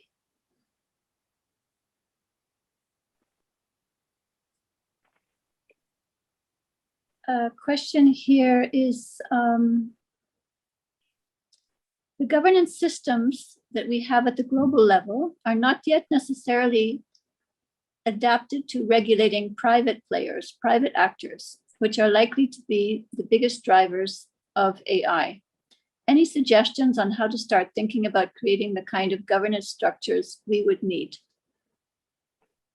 Yeah, I think that is the critical question, I think. And I think that clearly the UNESCO approach that you mentioned earlier is clearly an important approach, because it provides us now to take up those issues at the local level, if you like.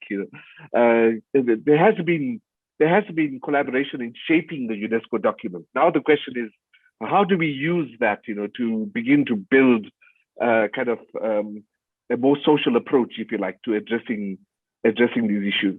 I think addressing social issues is not just simply about the fact that we might not have the opportunity for governments and private sector to work together. I think that's one thing.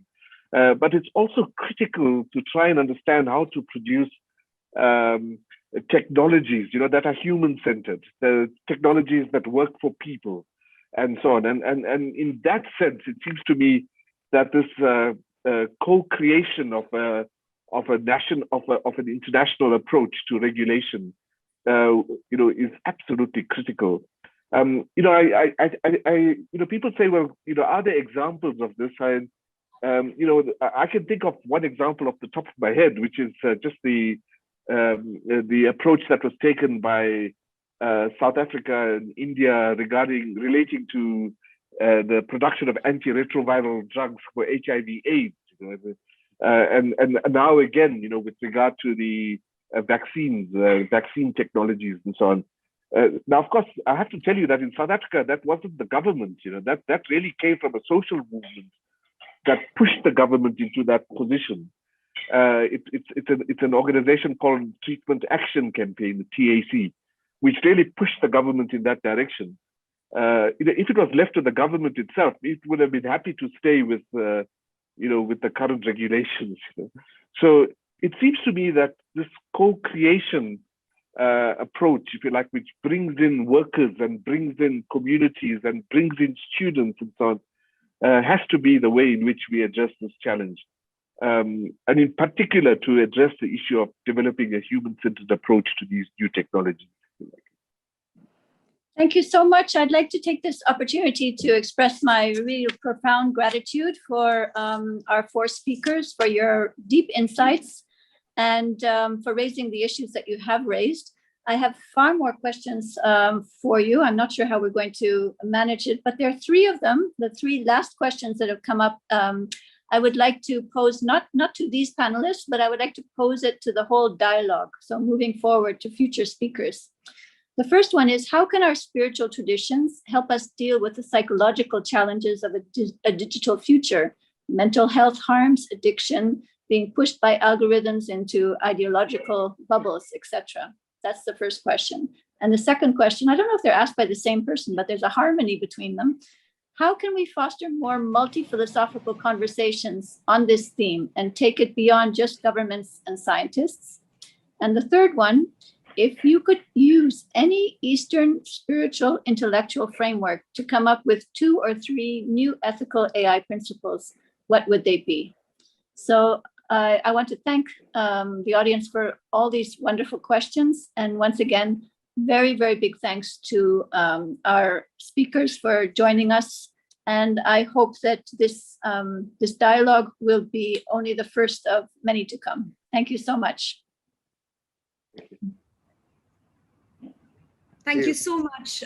Thank you so much, Renata. Thank you, Professor Wallach, Professor Poge, Dr. Chinmay Arun, Dr. Ahmed Baba. I think the 5 of you could not have come from different perspectives to this issue, and that's what made this panel so very dynamic. Thank you so much for sparing the time. And now, without further ado, we are exactly at 8 p.m. So we are launching into our second session of the day, which has a very interesting, very provocative title. And the title is, Can a Robot Be a Moral Agent? To lead this discussion, we have with us our facilitator, Mr. Rajiv Mehrotra, who is the Secretary and Trustee for the Foundation for Universal Responsibility, which was established with the Nobel Prize. Mr. Rajiv Mehrotra, it is now my honor to hand over the discussion to you to lead. Your panelists, Professor Chetan Prakash, Professor Jilu Liu, Professor Jonathan Edelman, Professor Akandadi Das are all with us now. They have all logged in. So I'm going to step back and let you lead this conversation. Thank you very much.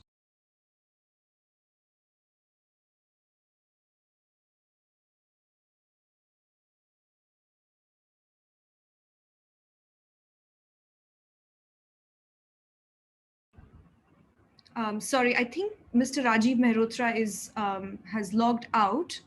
If the panelists would give me a second, we will just follow up and we'll just report back to you in a second.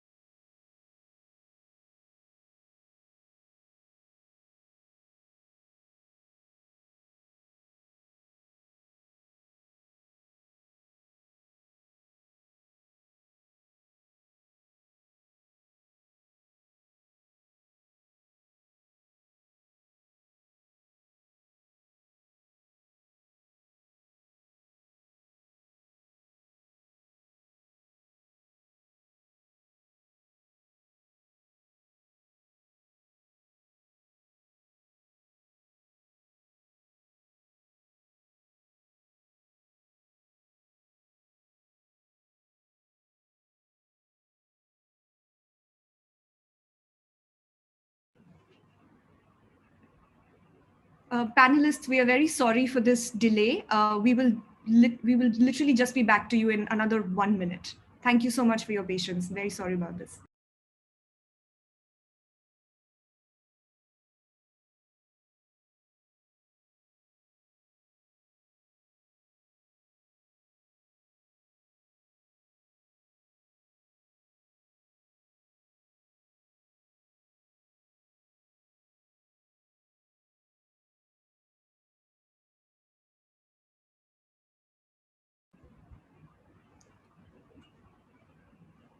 So we've just learned from Mr. Rajiv Mehrotra that he lost power briefly.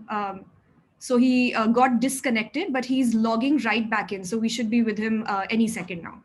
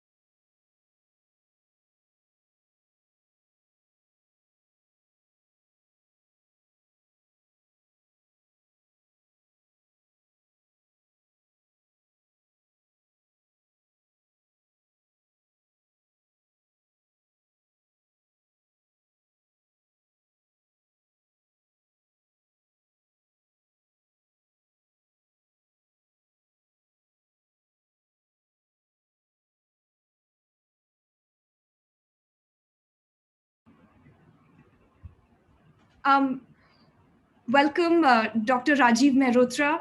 And you have all the panelists for your session now here with you. Let me just make your introduction again, as you had logged out briefly. That's all right, please carry on. Yes, I'm very pleased to welcome Dr. Rajiv Mehrotra, who's the Secretary and Trustee for the Foundation for Universal Responsibility, established with the Nobel Prize, who will be leading our discussion for a very fascinating session on can a robot be a moral agent? Dr. Mehrotra, all your panelists are now online, and it is my honor to now hand over to you to lead this discussion forward. Well, good evening and a very warm welcome, everyone. My contrite apologies. I wish I had artificial intelligence operating in the background, and I may have been able to avert this fiasco. We lost power, and by the time the UPS took over, I was offline. So my contrite apologies. And a very important clarification, I never scaled the dizzy heights of a PhD. And so I'm just ordinary, how do I put this? I describe myself in traditional terms as a sadhaka, which means sort of an aspirant and a student. And I feel really honored to be a part of this very distinguished seminar and webinar, and particularly the speakers and the panelists that are waiting to speak. And my apologies that I've eaten up into so much valuable time and kept you waiting to try and cultivate the fine art of patience. I was listening very attentively to the previous session when suddenly my screen went boop. And can a robot be a moral agent? And I have to agree that One day, potentially, perhaps, if we survive long enough as a species, it may be a possibility. Meanwhile, we understand so little about how human values are represented in the biochemistry of the brain, the equivalent of which we would somehow have to replicate in a robot. We have not yet been able to evolve a consensus or specify a set of rules and contexts that define a particular value. And one of the distinguished speakers had pointed out the need for conversation and dialogue to evolve that. And like this seminar itself, I think it's an extremely valuable discourse that we need to nurture and cultivate to the larger aspirations of our species. But at the same time, I think there needs to be a large dose of humility in the challenges of the task. Even just something as simple as the International Declaration of Human Rights, which has been formally adopted, but for which there really isn't a universal consensus amongst major powers. China looks at it differently, and the United States looks at it differently. And I think that it's going to be extremely challenging to sort of evolve a consensus on the more nuanced aspects of what might represent human and moral values that essentially draw on religious belief, psychology, and the social sciences, and that cannot easily respond to the databases that currently drive artificial intelligence. And again, I was sort of deeply inspired by the speaker who spoke about meditation, and I too sort of draw more of my wisdom from silence than words, who doesn't yet know how to explain to someone who hasn't tasted coffee what coffee tastes like.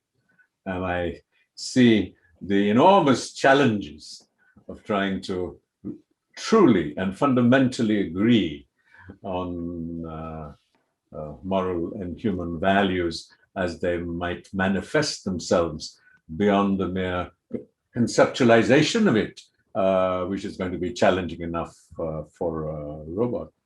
And so my question to the panel really is that how would we teach moral values to a robot? Assuming we got there, what would these values be? To me, the aspiration would perhaps we could just start with trying to persuade the robots not to harm the species that created them. And the sort of the horror movies of when a robot turns a rogue on is creator is really what comes up to my consciousness. And so I really look forward to the conversations and that will follow. And I'm delighted to welcome 10 minutes behind schedule. I take complete responsibility. So let me invite Professor Chetan Prakash, Emeritus Professor of Mathematics at the California State University in San Bernardino. He's the founder and head of the Aikido instructor at the Redlands Aikai. My apologies for not being able to pronounce this correctly. A school of meditative and martial arts. He's the founding president of the board Yuri Bon Center for Indigenous Tibetan Traditions, a man after my heart, that makes him. His expertise and research interests include consciousness, mathematical theories and models, cognitive science, theories of perception, mathematical physics, and Aikido martial arts and meditative arts. And the question I would really put to him that the very technologies of meditation, of training the mind, have traditionally been associated with virtue. And if meditation involves rewiring the mind, changing the mental diet, as it were, that it impacts our deepest reflexive responses, the same process can be used to nurture evil. It is only the effort and the determination, as it were, that the goal of meditation is to nurture equanimity and calm, which is best achieved through a set of values, and then that becomes the mental diet that familiarizes the mind and imprints in our consciousness those values that then determine how we feel about it. But those very technologies, those techniques can easily, and that is the same principle that could apply to robots, that just as we could, the technologies and techniques and approaches that we would use to give it a moral compass could also be used to the contrary. I have no idea if this question makes sense, but Professor Chetan Prakash, with your wide, and you have me in awe, erudition, experience, and study, perhaps you will help us understand some of these. It's over to you, sir, and an apology for keeping you waiting. No problem. Thank you so much, Rajiv, and it's good to see you again after many, many years. And it's a great honor to be here with all of you. Thank you for the invitation.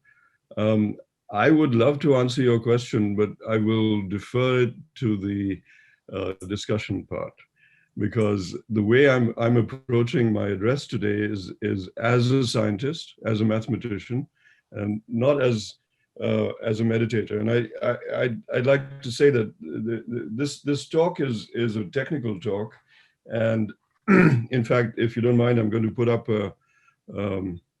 let's see, share a screen with my keynote here. And I mean, the motivation for this is let's see, yeah. The motivation for what I'm going to say today is primarily a way to help Western science understand its own contradictions using Western science. Okay, I have a lot of thoughts about cultivation of virtue, and about the fact that, as we say in Aikido, a sword can be the sword that kills and the sword that gives life. So, but for today, I want to introduce something very technical and show you how mathematical conscious science can be included in the conversation. And not show you, but just suggest that perhaps it can be included in the conversation. I'd like to say that this is I'm actually giving this talk, but it's joint work with Don Hoffman from UC Irvine, who's now well known in the consciousness science circles, Manish Singh from Rutgers University, and Chris Fields and Robert Prentner, who are both philosophers and physicists. So I apologize if this is a bit too technical, but I would like to point out that Western science's attitude towards consciousness is so trenchant that perhaps it needs the dialogue needs to take place between the East and the West. And in order for that to happen, the West has to be, traditional West, has to be a little bit more open to different ideas. And I hope by the end of this, you'll see that perhaps it can be. Okay, so I'm a bit of a, I'm not an expert, I'm not a philosopher, but so please bear with me. Okay, I'll just launch into it. So to act morally, a robot must either be programmable to do so in any scenario, conceivable or not. Morality, I will discuss this a little bit further, but it has to be, we have to find some way to program it in even unknown scenarios that we're not sure about, or it should already possess some kind of consciousness. Okay, so the first question is, can one program a robot to act morally in every scenario, conceivable or not? In order to do that, it must possess comprehension. And actually, some of the words of Professor Wallach in the last session, I think, were extremely pertinent here. But let me just say what comprehension means to me. It means that it's an understanding transcending already known scenarios. It's the feeling of comprehending another's suffering that leads just one sec, I've got a little problem here with, that informs the moral decision to act in support of their well-being. Okay, so if you just give me a moment here, I'll go back into the play. So in order to have that kind of feeling, feelings are something that conscious beings have. So in order to have that feeling, it would already have to be conscious. Okay, so either way, it would seem that a robot would need to possess a consciousness which is emergent from its physical structure and its architecture. And the question is such physically emergent consciousness possible? Of course, there's another approach to this, which is that perhaps consciousness is not something that emerges. That's the standard point of view. It emerges from brains.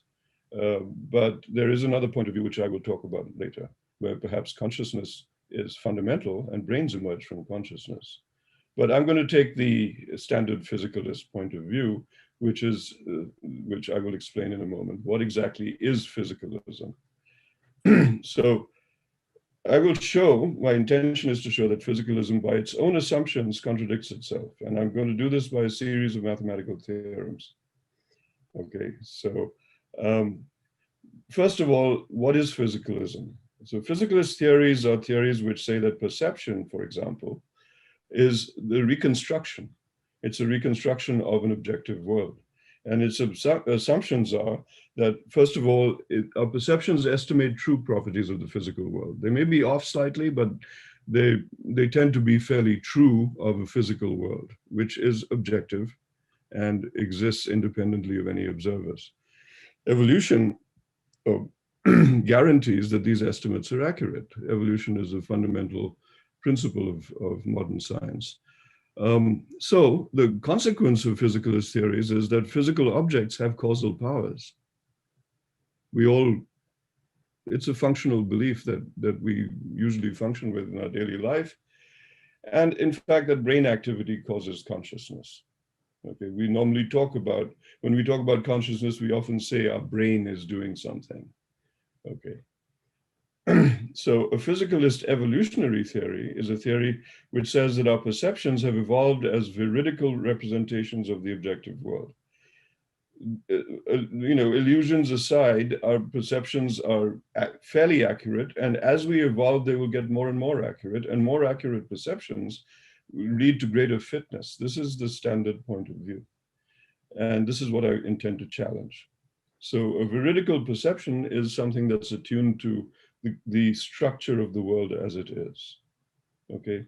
Now I'm going to propose a different kind of theory, which was originally proposed by Don Hoffman, though it has its roots in very ancient times, as well as in Western philosophy, certain areas of Western philosophy. So I have over here a desktop of a computer, and that's the metaphor I'm going to be using to describe the interface evolutionary theory. Our perceptions, this theory says that our perceptions have evolved not to tell us the truth of the structure of the world, but as a useful user interface between us and what may well be an objective world. Okay, so interface perceptions are attuned to evolutionary fitness, not necessarily to the truth. And so fitness itself is somewhat different from reality or truth. Okay, here is a piece of mutton, and here's a lion. So for the lion, if he's hungry, this is an extremely fit object to notice. Okay. On the other hand, for the rabbit, it's not. And we may not even notice it as a separate object. You may just see it as part of the landscape. Okay, so fitness effects depend on reality as it is, of course, but also on the organism, the species, the state of the organism. If the lion's already sated, it doesn't care about the slab of meat, but it may be interested in the rabbit for the future. But it also depends on what particular action the organism has. So fitness is not the same thing as reality. Fitness, not the state of reality, is what matters in evolution by natural selection. Okay, so in the interface theory, we look at reality somewhat differently. So the perceptions we have of reality, that we look at our perceptions somewhat differently. Space-time, for example, which is one of our basic perceptions, and any other perception is on a desktop. This is my metaphor that I'm going to use over here. So we have this desktop, and call that space-time. That's the arena in which things happen for us. Physical objects then are akin to icons on space-time. So for example, you can see here that I have a thesis, and that's a physical object to me, but it's really something which is on my desktop. And the fact is that in reality, this thesis is not this little square blue object on the screen. It's actually a whole bunch of ones and zeros. It's related to the software inside, it's related to the wires inside the computer, and so on and so forth. So in actuality, it is nothing like what it looks like to me. Okay. However, it's extremely useful for me to see it this way, because then I can function. Without, if I had to see the actual reality behind this thesis, this icon of the thesis, I wouldn't be able to do anything with it. I wouldn't even be, I might mistakenly move it into the trash and lose, years of work. So icons seem to interact via physical law, but physical causality itself is a fiction, because the objects of physics and the actions between them are all happening on our interface, our user interface with reality. Now you might say, should I take, should I take it so seriously that this interface theory that I really don't believe in the reality of these objects in my perception? Should I, for example, step in front of a train? Should I step off a cliff? Well, no. I don't take it literally. I don't take my perceptions of these icons literally, but I do take them seriously. I do know that there are consequences to take the icon of myself and put it in front of the icon of the train. I know that there's a consequence of taking the icon of the thesis and putting it next to the icon of the trash. Okay. What's actually happening in reality could be much, much more complex and different. So we worked on a bunch of, on a mathematical approach to all this, using assumptions of Western science to see what it could lead to in terms of running a game between interface agents, agents that use interfaces as against agents that see the truth. And we arrived at certain very startling conclusions. So one of them, the very first one, we call the FBT theorem, which is that fitness beats truth. And so if you assume that there is an objective world, and you assume that natural selection is, a fact of nature, it's a natural law, then the probability of veridical perception is close to zero. In other words, interface agents will dominate agents seeing the truth. Agents seeing the truth will go extinct under natural selection. This is not what is believed in cognitive science. By most of cognitive scientists believe that evolution makes us see the truth better and better, and that seeing the truth better and better makes us more and more fit. But if you accept the analogy with the desktop, you realize that trying to keep track of everything inside the computer, or trying to keep everything in my body, in my mind, so that I can control my blood pressure, is impossible. It would not be very fit. Okay. I'm going to run through a whole bunch of other theorems just to give you an idea of the extent to which the veridicality or the truth approach kind of shoots itself in its own foot. So almost any structure of interest, mathematical structure of interest, to physicists or to cognitive scientists, that the universe might have, or that the objective world might have, is really not going to be fit. Because, for example, the interface agents dominate agents that veridically observe a structure of total order. They also dominate agents that veridically observe permutation group symmetry, which is a fundamental mathematical and physical structure. Similarly with cyclic group behavior, lots of different types of group behavior. Groups are very fundamental in physics in terms of the symmetries that underlie natural law. And they also will dominate agents that veridically observe measurable space. Now, what this means is that the probabilistic structure of the world, which is fundamental to our modern science, quantum theory is a probabilistic theory, is also not, it's not what is actually observed by agents that survive under evolution. Now, you could argue whether evolution really is a fact, or is it also just something on our interface, and we can discuss that later. But the result of all these theorems is the following implication, which is that our physical vocabulary as an extension of our the perceptual predicate vocabulary is the wrong vocabulary for the causal structure of the observer-independent world. Okay. So people might object. I'll go through these slides very quickly, but you might object to the FBT theorem and say that we all agree on things like 3D shapes, textures, objects, and so forth. How can you say that these are fictions of our interface? Well, these are very strong intuitions. We all seem to agree on them, but we all means those of us who are talking right now, right? And my claim is that these are all dead false.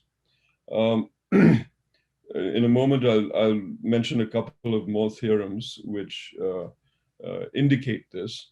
But before I get there, let me point out that if evolution favors interfaces as perceptual strategies, and if, for example, elementary notions such as space and time and so forth are constructions of a species-dependent mind, because the interface is the interface that our species has some intersubjective agreement on, then this invites us to start out anew in developing a model of consciousness in relation to physical reality.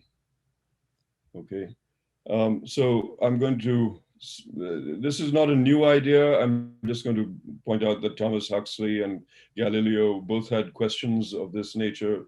Again, I'm referring to the Western approaches, which are the dominant approaches of Western science and from which artificial intelligence has arisen. Okay, so I apologize for zooming through this slide. I'm not going to read them out, other than to say that these questions are still very much prominent. As Rajiv mentioned, we cannot explain how neurons can produce the taste of chocolate or coffee. We've tried for 50, 60 years to try to explain these things in neuroscience, and we have not come up with anything. We have a lot of beliefs. I mean, some people have a lot of beliefs, but nobody's been able to explain this. Okay, so I want to try to understand consciousness, but from within a scientific paradigm, okay, which does not in any way contradict the deeper internal work that Rajiv was talking about earlier. Okay, so a conscious agent interacts with its world. That much we know. So how can we describe what an agent is?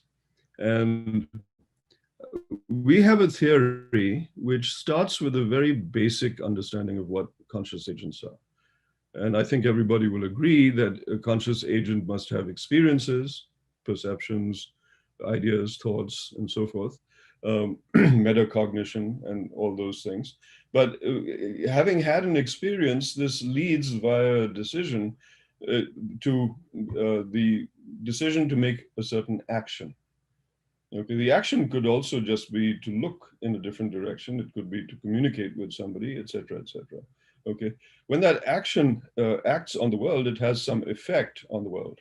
Okay, and after this, you receive a new experience. So conscious agents, I would say at a very basic level, have these 6 aspects.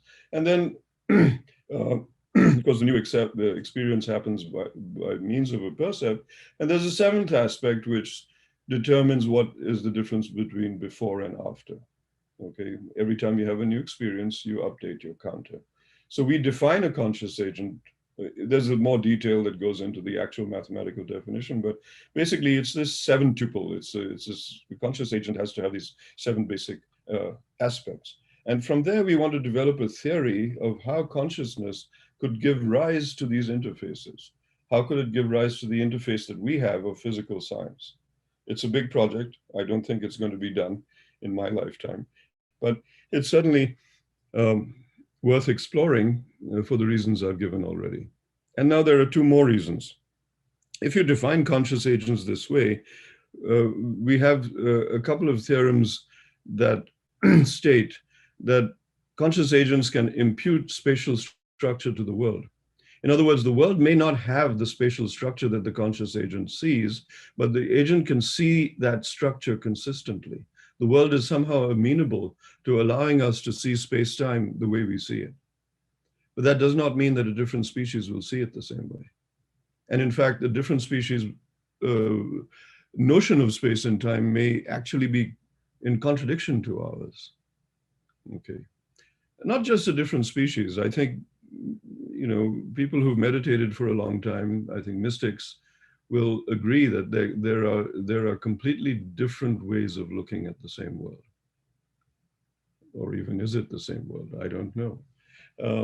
They can also, conscious agents can impute probabilistic structure to the world. So the estimates I make about how things are going to go are really species dependent. They depend on my own interface. The interface is part of the conscious agent. Okay, that's all the mathematics I'm going to throw at you. I don't want to go into further detail, but I think it's really important for people studying consciousness science to be able to talk to scientists. Okay, and so this is why we're using this language. I'm going to propose, after Don Hoffman, I'm going to propose the conscious agent thesis, which is that the activities of every conscious entity can be modeled by conscious agents. This is a scientific thesis. It's falsifiable. Okay, and so I invite all scientists to take this thesis seriously. It's by analogy to the Turing thesis, for example, and see whether it's false or not. And it could well be. We have half the world believing actually that this is true, that the world is a network of conscious agents. We have the other half of the world believing that, you know, consciousness is an epiphenomenon of the brain, which is a physical entity. So which is it? The first has not been very successful in explaining consciousness.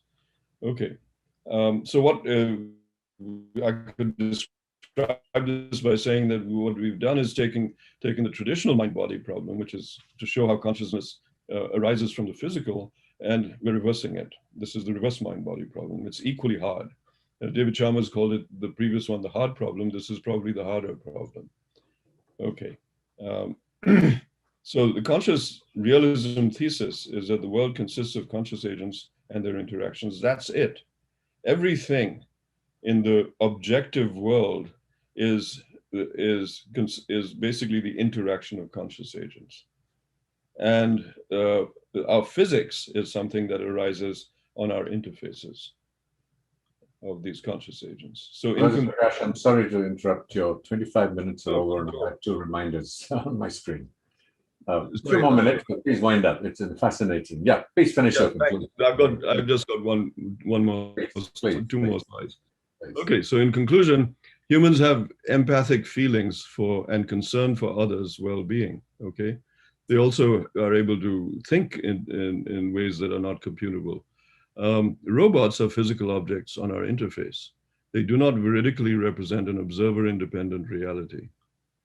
Feelings of empathy, which robots don't have, but humans seem to have, are the source of moral behavior. And so robots cannot be in the wrong. Only their creators or their programmers can be said to act morally or not. And I would just like to say one thing about it, however, which is that human beings are portals into consciousness, and robots could be also. Unexpected capabilities of robots that emerge post-design may be a portal into structures of consciousness we have not yet discerned. So beyond our own meditation, AI could also provide us with some information. And that's the end. So thank you. And thank you, Professor Prakash.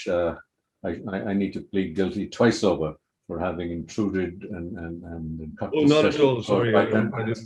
go.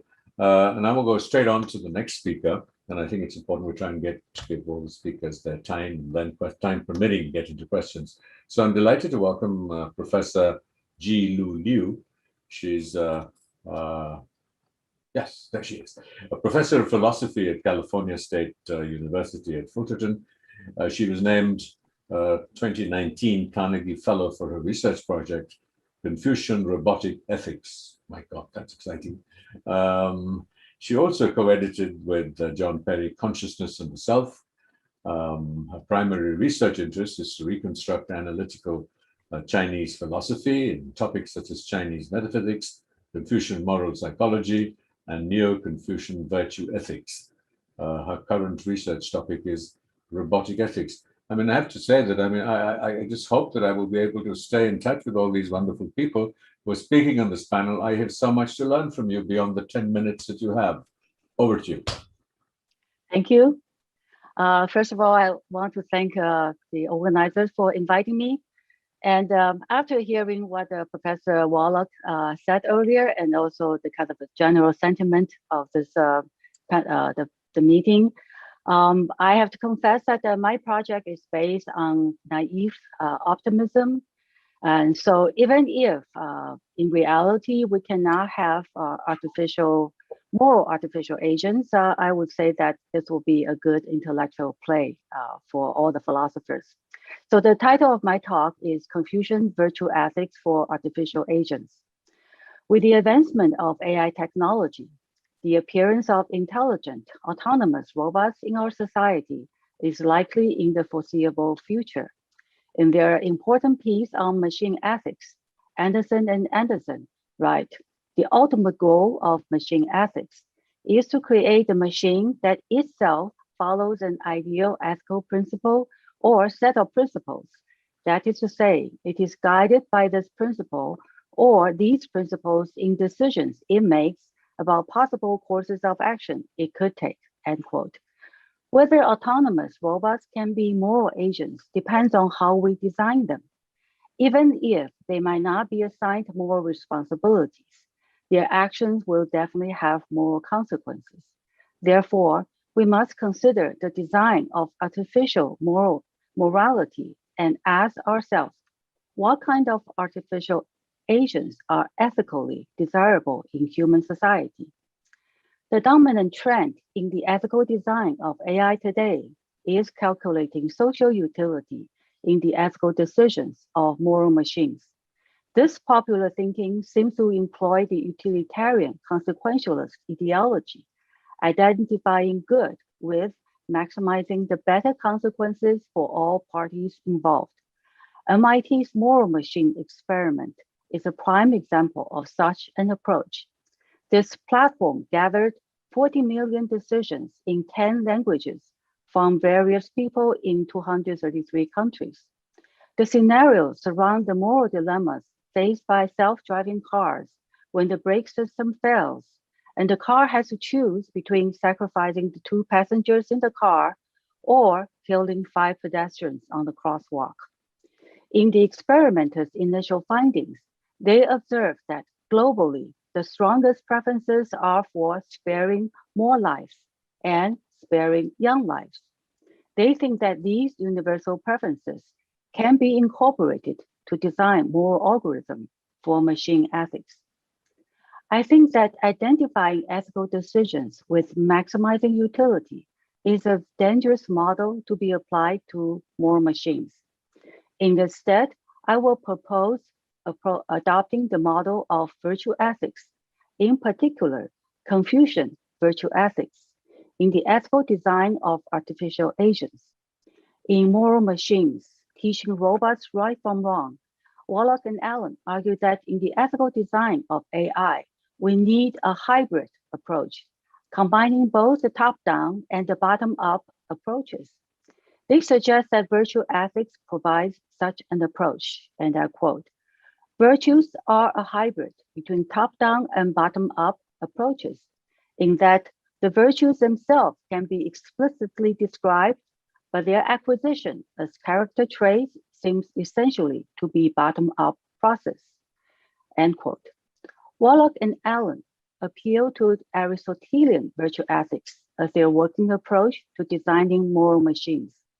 I defend Confucian virtue ethics as one alternative model of virtue ethics. I think in one key aspect, Confucian virtue ethics differs from Aristotelian virtue ethics. That is, the latter mostly aims to build the individual's personal virtues, while the former aims to build the individual's interpersonal virtues. Confucian virtue ethics is more society-oriented, and the individual's virtue are considered in the context of the individual's interpersonal relationships. Confucian virtue ethics aims to build ethically trustworthy, socially responsible, and intellectually mature moral agents. If the ethical goal of a Confucian virtuous agent can be established for human beings, then it is an acceptable model for artificial moral agents, to say the least.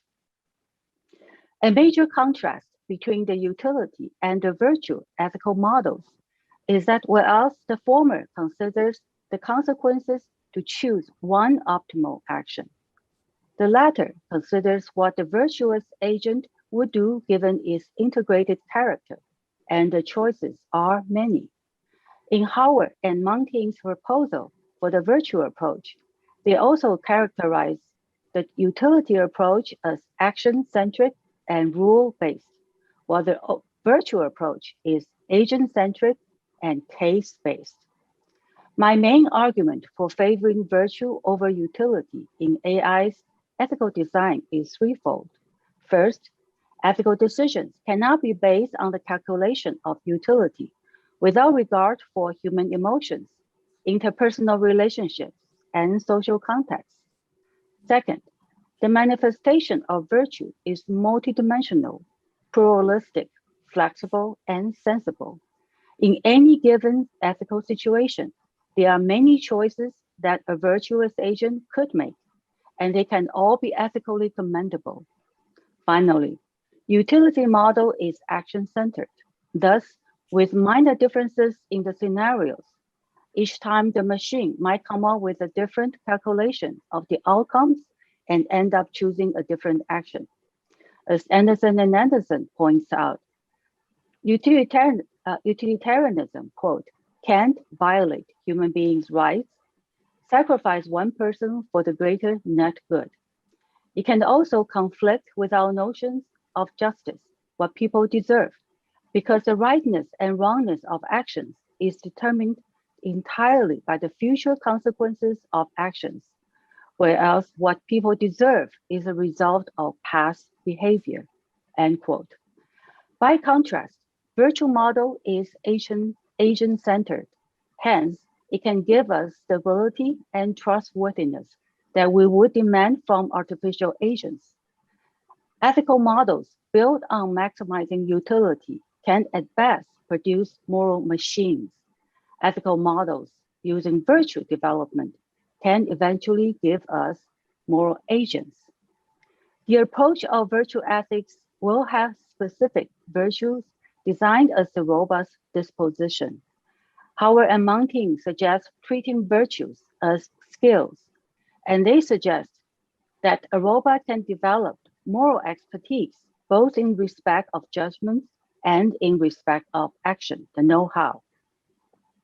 They argue that a robot's ability to learn and adapt to the environment applies analogously in perceptual cognition and in moral cognition. Both are a process of incremental learning from data, including categorization, classification, problem solving, etc. The goal of training artificial moral agents is merely to have them to be functionally equivalent to human moral agents. With this goal as my conceptual framework, here I shall list some robotic dispositions implementing Confucian virtues. Number 1, loyalty in terms of serving one's superiors. So the first rule, a robot must be loyal to its owner. If a choice is to be made between its owner and others, then the robot's primary duty is to serve its owner. Second, loyalty defines us doing what one is supposed to do or being loyal to one's role. So the second rule, a robot should be designed with a particular function and role. In its application, it must first and foremost fulfill its assigned role. Number 3, trustworthiness. The rule is the robot must speak and act in the ways to earn human trust. A robot does not lie or exaggerate and must keep its promise even if it is difficult to fulfill. Number 4, reverence. The rule is a robot must use respectful speech and respectful attitude in dealing with human agents. Number 5 and 6 are more on the abstract side. Number 5, righteousness, defined as having something that one must not do by one's moral standards. So the rule is a robot's conduct cannot violate ethical principles in human society. Such ethical principles can be built into the robot's top-down structure as prohibitions. The robot can also learn to develop its principles of righteousness through learning from virtuous agents' conducts. This principle can trump the principle of loyalty to its master. And number 6. This is just a time. Okay, number 6, humanity as defined by Confucius. A person of humanity is someone who, wishing himself to be established, seeing that others are established, and wishing himself to be successful, see that others are successful. So the final rule is a robot must render assistance to other human beings in their pursuit of moral endeavors. A robot must also refuse assistance to other human beings when their project will bring out their evil consequences or produce harm to others. In many practical aspects, Confucian AMA will be a welcome addition to human society. First, a Confucian ethical robot will be designed with specific job description suitable for the job it is assigned. Its primary duty is role-bound, hence any other decision it might take under special circumstances cannot violate its duty. Second, the robot will be trustworthy, reliable, and always respectful. The presence of such robots could conceivably improve human interaction. Third, a robot with a disposition of righteousness will be inhibited to take action that it considers to be ethically wrong. This principle is superior to Asimov's 3 laws of robotics in that it both allows more dimensions of the consideration of negative values and gives the robot more flexibility in weighing the permissible courses of action. It is also better than Kantian or the utilitarian principle in that the disposition of righteousness can serve as an injunction against wrongful acts rather than a subjective volitional principle to take actions. In the foreseeable future, where we might have artificial intelligence agents taking actions into their own hands, this principle can safeguard us from their making intentional sacrifice of any human being, no matter what greater good they consider such actions would lead. Finally, a Confucian moral robot will be a humane robot. It would operate under the guidelines to assist rather than obstruct in humans' endeavor to do good, to become better people, and to build a better world. Thank you. Thank you, Professor Liu. That's a wonderful description of the highest human aspiration, leave alone that of a robot. I'm delighted to welcome Professor Jonathan Edelman And an apology once again that we're running late. 10 minutes of that is my responsibility. Professor Edelman received an MA in Science and Religion from Oxford University and a DPhil from Oxford in Religious Studies and Theology. His fields of research are primarily twofold. The first is the Bhagavata Purana, as well as the Sanskrit theological and philosophical traditions that surround it.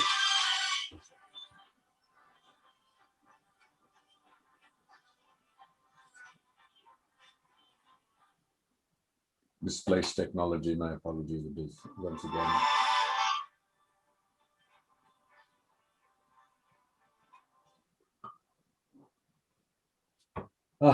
Sorry about that. Professor Edelman is a section editor for the International Journal of Hindu Studies and was an American Academy of Religion Luce Fellow in Comparative Theology and Theologies of Religious Pluralism. His book, Hindu Theology and Biology, the Bhagavata Purana and Contemporary Theory, was published by Oxford University Press. We'll keep this introduction brief so you have more time to speak, Professor Edelman. My apologies. Thanks very much to everybody who organized this, the Indian United Nations and the Global Jindal University. This is a great pleasure, and I've really enjoyed all the talks that I've heard so far. It's an honor to be part of this. I have probably more questions than I do answers that I want to raise here. I wanted to give a brief introduction to some of the questions I want to ask about this. Then I wanted to talk about the self, agency, and intelligence. And I'm going to be kind of mixing together a number of different strands of thought. First of all, modern science and my understanding of technology, AI technology, robotics, my understanding of Western philosophy and Indian philosophy, and then my own sort of takeaway from this, my own interpretation of these issues that's very much informed by these different schools of thought or different strands of thought.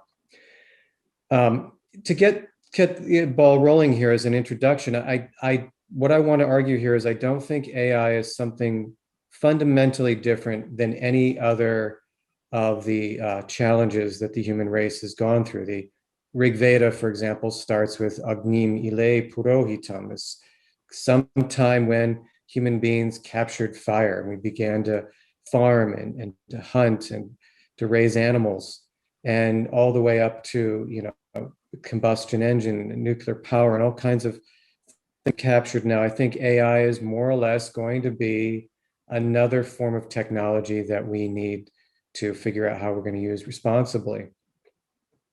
The other prefatory remark I would make here is that probably, in my opinion, epistemology and metaphysics are something we need to work on before we can address ethical issues. What is an AI system? What is it? What is a robot? Do they have an internal life? If we're talking about agency and intelligence, do they have a kind of interiority that's analogous to the way that we would ascribe interiority to other human beings, even to some animals and primates? And what exactly is a robot? Ethics in the West, I think many people have argued that ethics is as a discipline and within philosophy is primarily a product of Western discourse. Is that true? Is ethics something that, if we're going to take this from South Asian perspective, is this something that India needs to develop and get going on its own? I think I take Immanuel Kant's lead here, and I think that ought implies can. If we're going to ascribe agency to something and we're going to make it morally responsible, it has to have some ability to choose. It has to have a certain amount of freedom. Do AI systems have freedom, or are they merely programmed? If they do have freedom, does that mean they can pursue the goals that, for example, Indian life talked about itself, kama, artha, dharma, and moksha, and bhakti, and these different goals of gratification of the self, development, religion, devotion, liberation? Are these, can a robot then practice yoga? I think we're way far away from any kind of AI system that can do anything like these. And I think these are kind of defining features of what it means to be intelligent. The other last prefatory remark I want to make here is, how does language shape the way that we think about things?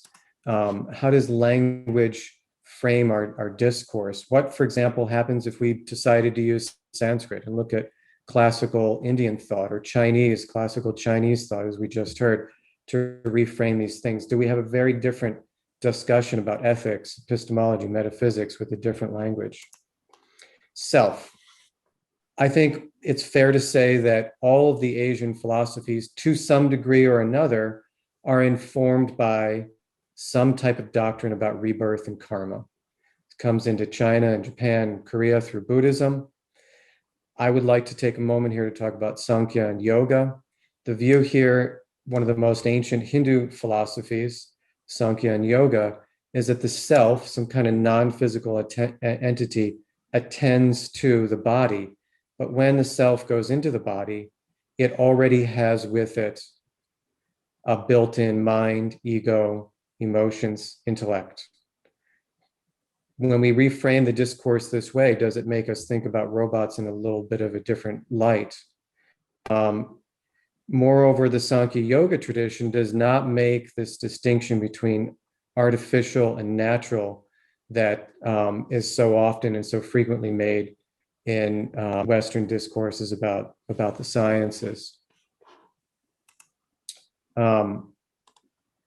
Agency. I think there are other questions here that Indian thought might raise. The ancient Indian grammarian Panini, for example, argued that agency, we could look at it linguistically, that an agent of a sentence is the means by which the verb is realized. He also talked about a prayojika, which is an agent that is under the command of some other agent. It is commanded or instructed to do something. For example, a farmer manipulates an irrigation system and makes the water the agent of irrigating a field, but it functions primarily linguistically as an agent. It's not, the water is not really choosing to do anything. Do these terms help us think about robots? I'm very skeptical of robots, as I'll mention here in a moment here, in AI as having anything like a robust sense of agency. In the background here, there is, as others have mentioned, within the Western philosophical discourse, a real skepticism about agency and freedom of the individual broadly.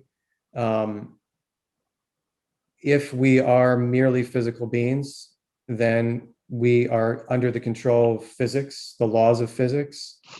Many people have questioned then, what sense are we even free? In what sense are we even, as human beings, agents? I think there's a little bit of this skepticism within India as well. Many scholars have noted, for example, going back to language, that the passive voice, for example, the rice was cooked by Devadatta, was used frequently within this sort of larger Sanskrit literature. And this, many people have argued, that indicated that many Indians were skeptical of the degree to which humans were agents, and maybe we are just passive, and we act under the control of forces and powers that we are largely out of control, largely outside of our control. Last but not least here, intelligence. Again, we talk about artificial intelligence in the West, and the idea here is that humans have produced some technology that is in some way fundamentally different than biological systems. I'm not sure that within the larger Indian discourse, words like Prakriti, for example, and I think this covers all of the indigenous Indian religions of Hinduism, Buddhism, and Jainism. I'm not sure that the Indian tradition would admit this kind of distinction between a natural and an artificial system, because everything that human beings create for example, is underneath this larger rubric of materiality. It's all natural in some sense. So I think rather than we're talking about pluralistic perspectives here, then I think from an Asian or Indian perspective, there really would be this question: is artificial intelligence really artificial, or is it some other form of intelligence?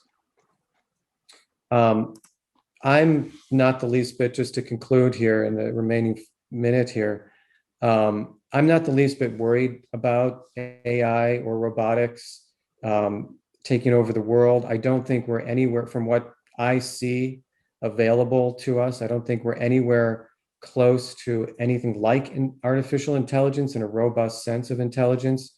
Intelligence meaning here some kind of self-directed will, some kind of intentionality that is set by the individual for itself to do something for itself or for its family or community or whatever.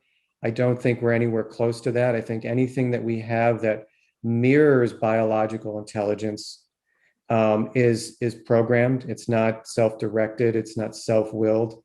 And therefore, the idea that AI could be, or robots could be agents, I think we are not even, I don't think we'll see that in my lifetime or in the foreseeable future. And in the meantime, we should be thinking about fresh and new ways of conceptualizing AI technology. And we should be thinking and focusing on the human beings that will program these AI structures, the robotic structures, because that is the place. It'll be the human agents that decide what to do and how to program them. And that is something that philosophers, theologians, politicians, or scholars of history should be paying attention to. Thank you very much for this exciting conference. Thank you, Professor Adelman. You were bang on time with the precision that hopefully robots will be able to emulate I try. in looking at the whole issue of ethics and values. And Professor Liu, in her earlier presentation, proposed some very difficult choices. And if I were to translate that and say, what would be an appropriate choice if there were two passengers and two pedestrians, and how might that choice be addressed? And obviously, the diversity of philosophies and perspectives that enrich the human species are as much a predicament in terms of the choices that programmers of robots and those who will cultivate, nurture, and develop artificial intelligence will have to confront. Dr. Ravik Sarkar is a visiting associate professor, data technology and public policy at the Indian School of Business, and where he is situated is the kind of space at a global level that will determine if and what a global consensus might be on the programming of or the design of robots, what kind of values, if any, they embody. So we're deeply privileged to have you, Dr. Sarkar. You have been working at the Indian School of Business in areas of data, emerging technology, and public policy. You have been heading the development of the Indian Data Portal, a one-stop for analysis and visualization of government data, and working the societal aspects relating to the use of emergent technologies like trustworthiness, ethics, and privacy. You've been the former head of Data Analytics Cell and the Officer of Special Duty at Niti Aayog, where you work to help develop India's first AI strategy and a roadmap for the use of data and artificial intelligence for governance. So here's a man who has been looking at the application of artificial intelligence by the state, prioritizing its use, its potential applications, and So, I mean, we've had a tremendous series of presentations by philosophers, by people who have insights into the nature of it. And now you're the application man. How is it used? How are you using it? How is it likely to be used in governance and in public policy? And thanks, Raji. That's really a kind introduction. And I'm really, while I share my screen, I am really intrigued by the choice of speakers that the UN has put together for this session.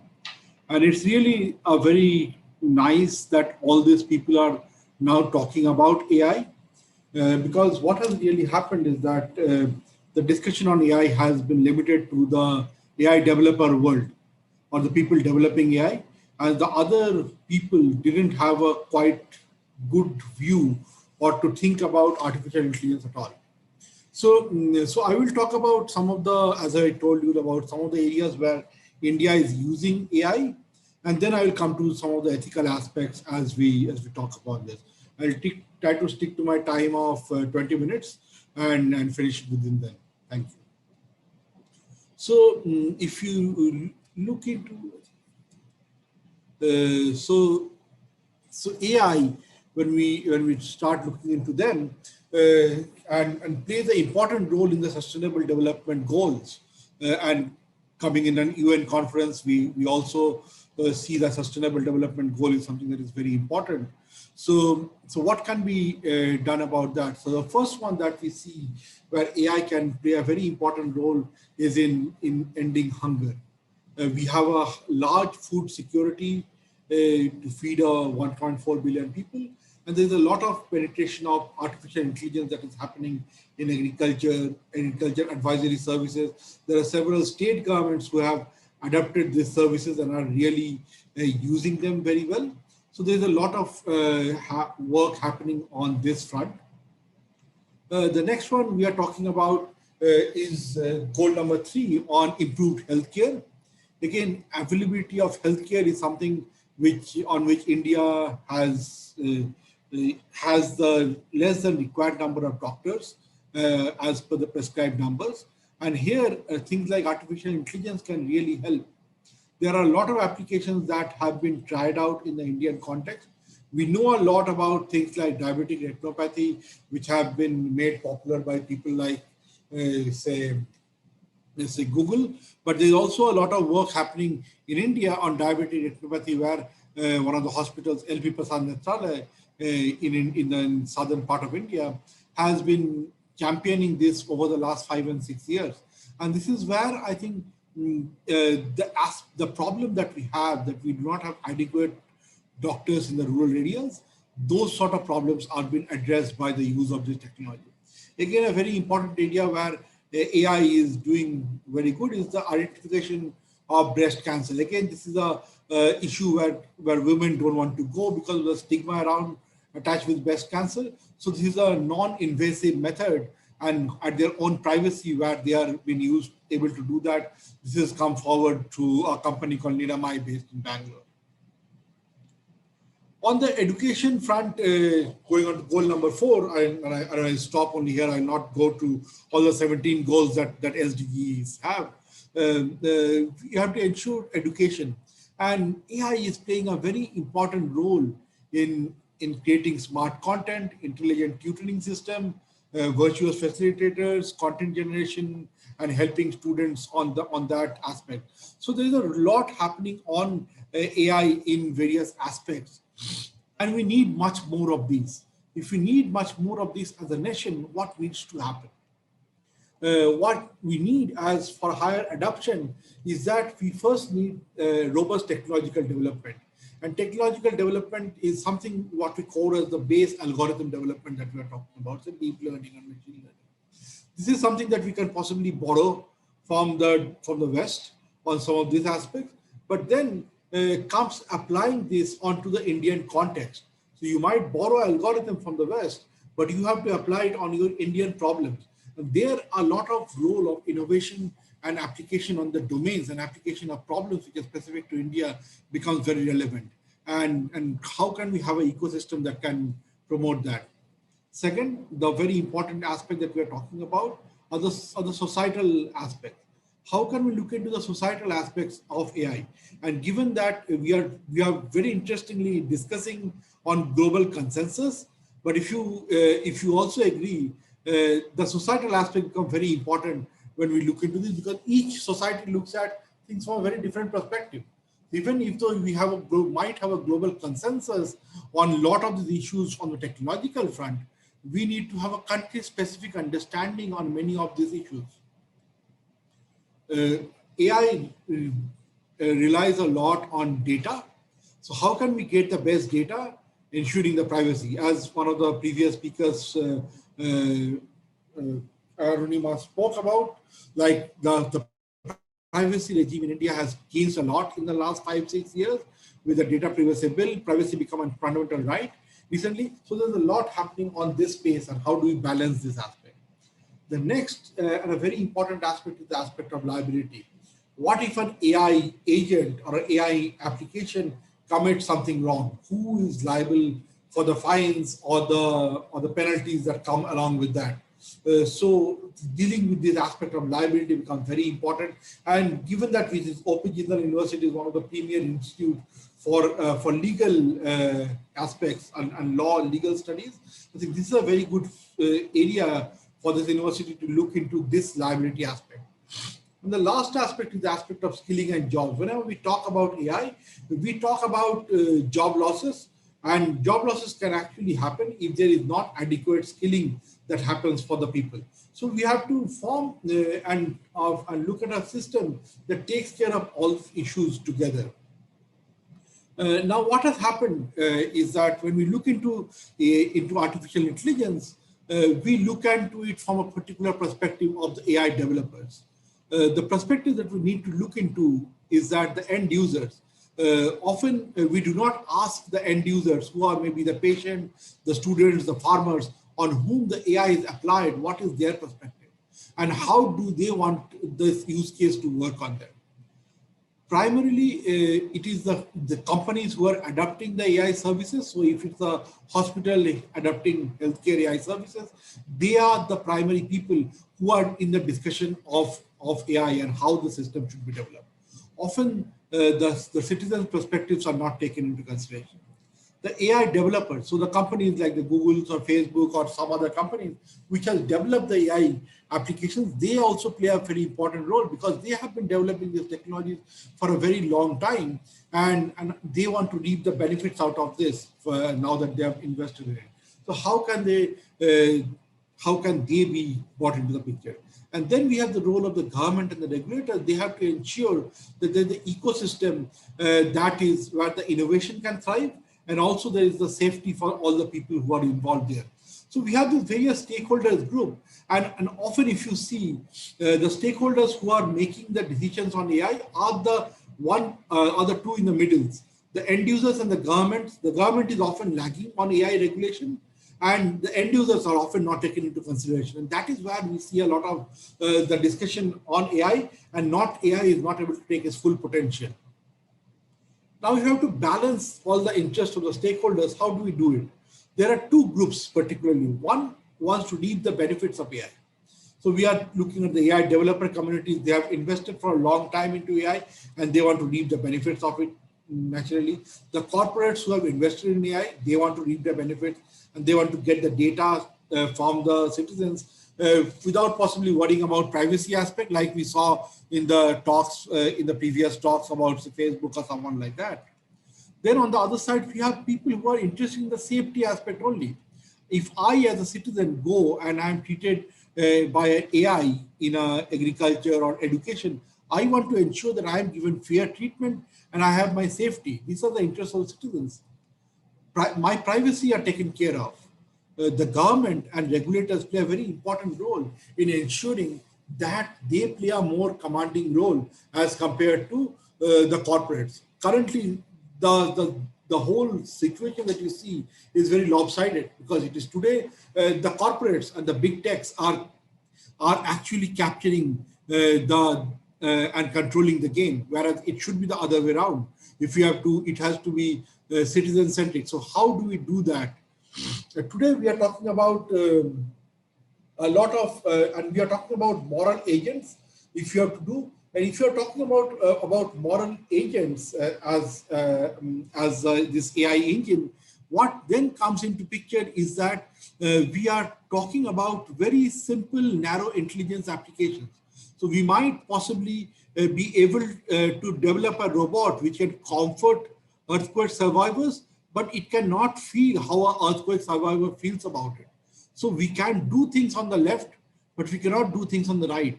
And that is where things are. And things get much, much complicated once we go into the country perspective. So let me go into, and there are many aspects which are there, as Professor Lee Jung, Ji Lu mentioned. There are a lot of issues related to AI that we talk about, and we have to look into the country's perspective. So these are things like that is very difficult for an AI algorithm to understand. Things like caste. Caste is a very important aspect in India. How do you explain the caste aspect to an AI algorithm? Even if you tell that, okay, we don't want to be biased on caste, we will remove the caste from the database, and then the AI algorithm can take a decision. But then there are a lot of proxies, like the surnames, the skin tone, the occupation, the neighborhood that these people stay in can be proxies. Similar things can hold for gender, for religion. So even if someone doesn't disclose their religion, maybe the locality they stay in, the type of clothes they wear, the type of languages they speak will be very good proxies for their religion. Again, these issues go on and extend. We are actually, the technology folks are struggling very hard to make the engines understand, the intelligent engine understand how to train on these ethical issues, because these are things that as a human we can easily understand, but these are very hard to code to the machine. The AI developer community is trying to cope with that, and that is where I think we are in the race to make the machines which are intelligent slowly over the time. So this is just one aspect that I wanted to put into. There are many more aspects that comes into when we talk about ethical aspect of AI and the moral dimension, like trustworthiness, safety, the privacy, and many other aspects. So I will stop with that for now, and happy to take more questions during the discussion. Thank you, Dr. Sarkar. You two have very kindly kept within your time limit and made up for some of my transgressions this evening. I'm delighted to welcome Professor Akandadi Das, a Vaishnava Vedanta philosopher. It's an amazing combination. He's a Vedanta theologian and philosopher, originally from Belfast in Northern Ireland.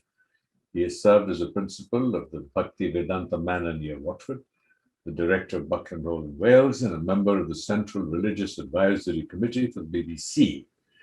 He specializes in the integration of modern science and the philosophies of Vedanta, Sankhya, and Yoga. He's currently the director of the Science and Philosophy Initiative, a UK association, and board member of the Bhakti Vedanta Institute for Higher Studies in the USA. What an amazing combination of interests, science and Vedanta that you bring to our discourse this evening. Welcome, Professor Das. Thank you very much, Raji. First of all, can I say I'm not exactly a professor. I've spent 50 years living in ashrams and studying Vedanta. And as they say, the rest of my life I simply squandered. The question, can a robot be a moral agent? First of all, thank you to the UN in India and to the Jindal Global University. Very much appreciate being here, and I've loved the presentation so far. I could spend my 10 minutes just in that appreciation and agreement with the previous speakers. However, AI, it's intended to mimic the intelligence of humans, particularly in regard to decision-making and generating solutions for complex questions. But it doesn't operate in the same way that the human mind does, nor in the same way as even our brains process data, because AI uses proxies, trial and error feedback systems. And as was the previous speaker explained, we're still at the level of narrow intelligence. Now, I think Vedanta offers a useful analysis here because it states that there is a distinction between the information processing and decision-making systems that we as humans use. And it separates that from our actual ability of experience and our existence in both perception and volition, which are qualities of the conscious entity. So Vedanta makes a distinction between the conscious entity as the source of the experience of perception and the ability to be an agent of volition, and the interface, as was discussed earlier, that of the mind. And Vedanta describes that as we have this internal sense, the antakarana, which is in Sankhya terms composed of mana, buddhi, ahankar.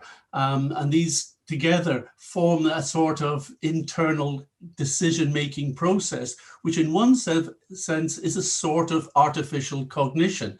And it's that which AI can try and replicate in some way or other.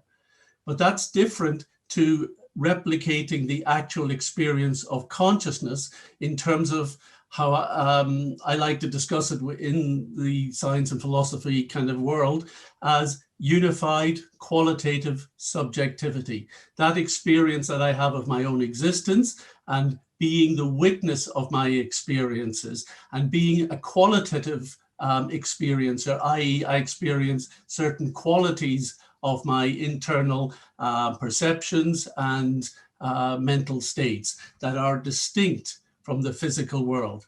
Now, just putting a face on a robot doesn't make it conscious. And I think this sort of Disney-esque approach to robots has maybe confused it. And I also agree with Professor Chetan Prakash when he explained that in one sense, this discussion about the nature of agency, robots, consciousness is confused by the kind of post-Enlightenment Western philosophical perspective of physicalism. And physicalism, as he explained, is that philosophy that regards human consciousness as a product of complex brain activity. And because it takes that view, it then turns it around and suggests well, that maybe complex digital activity within a machine might make it equivalently conscious. And that's, I think, where a big mistake, because I believe that the premise of physicalism is flawed. And as Professor Prakash said, the more we explore in neuroscience, we realize that just looking at neural activity doesn't provide us any understanding of the nature of conscious experience, of the issues of our experience of what are termed qualia, the hard problems of consciousness. And at the moment, there isn't even a theory, never mind any direct evidence to indicate how consciousness, in these terms, could have arisen from the biology and physics of the brain. So until there is substantial evidence to demonstrate sentience in AI and robots, I think we have to proceed on the basis that robots and AI are non-sentient tools. They may be able to mimic the aspects of our antakarana, our intelligence, our decision-making processes, but they are not conscious agents in the same way as we regard humans. Therefore, they are instruments in the hands of human operators. And in that sense, I think we have to apply the Vedanta analogy of the taksha, the carpenter, which describes that humans have agency in two ways, just like a carpenter does. We have agency by our intention and by the application of our ability to wield tools. And besides the carpenter as the agent, there are two other elements that go about that are causal within any effect in this world. One is what's called the efficient cause, the nimitta. These are the tools used by the carpenter. And the other is the material cause, which in the carpenter's world is the wood, the nails, and these materials that he is manipulating with the tools. So the material cause is the stuff being manipulated, And in AI terms, you'd say, well, that's probably data and information. And the efficient cause is that which molds that material, turns it into something that we think is useful. And those are the tools. That's, in AI terms, the systems, software, and algorithms that manipulate the material. But neither the material nor the efficient cause in Vedanta terms are agents. The sole agent is the carpenter. Why? Because the carpenter has intention, purpose, motivation, and desire. And because he is able to put into action the tools of his trade, they do not activate themselves. So the first question for the regulation of AI is to identify the agent. And that's not easy, because agency seems to be lost within the complexities of kind of neural networks and deep learning systems. But even so, it can only be the human who is held responsible.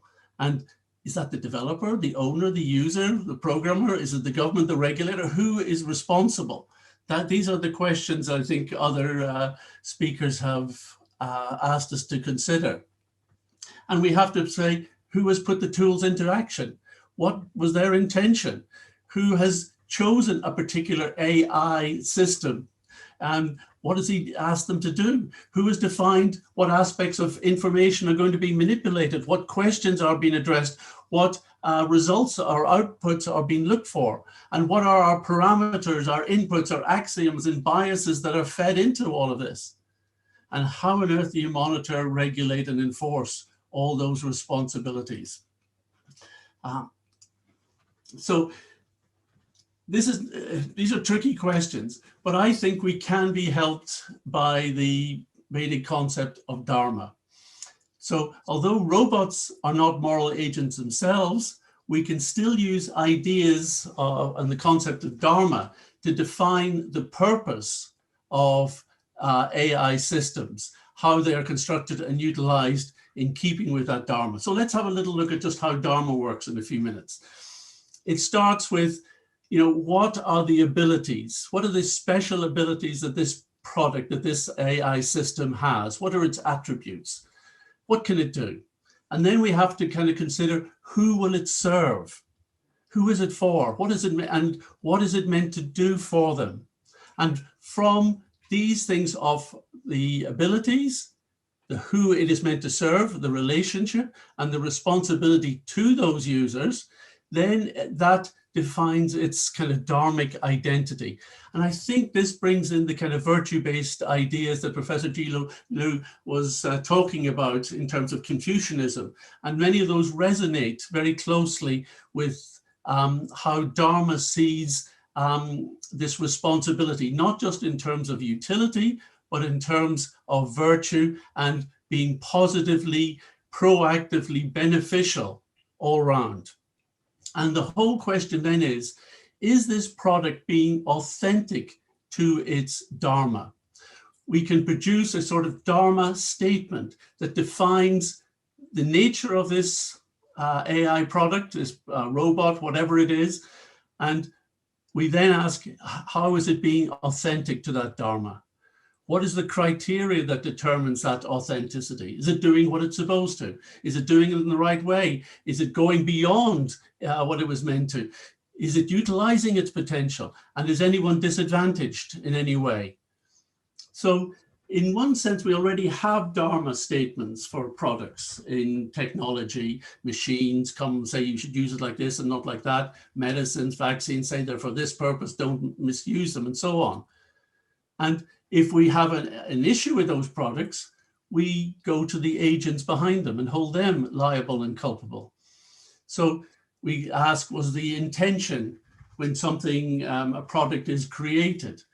What was the intention? Was it badly conceived? Was it ill-intended? Was it maybe someone had some ramification and outcome that should have been foreseen but wasn't? Now with AI, especially when we talk about deep learning systems and neural nets, the outcomes are definitely going to be less easy to forecast, and they are not transparent. AI makes decisions in ways that are fundamentally opaque. And although we can try and fathom why it has come to a particular decision, as I was informed by Neil Lawrence, who's now in charge of DeepMind, you will never get an answer that is actually close to the truth of how AI comes to its decisions. You just don't know. So they're hard to forecast, but we have to keep to the principle. Don't chop down a tree unless you know where it's going to land. So any product we devise, we have to think, what are the ramifications for this, and how to keep users, developers, and the corporates behind this responsible is our big question. And we also have to know that in this world of regulation, I think there's an issue that Professor Polka brought up earlier, that our decision-making, our interests in regulation is also now going to be influenced by AI.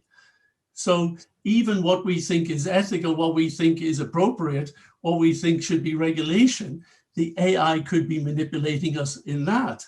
So how do we inoculate humans in such a way to retain the moral compass that we kind of feel intuitively belongs to humans, but is now probably being affected by AI systems? So I think this then calls on us as human beings to start to go and make contact with sources of morality that are deep inside us, that transcend such influence.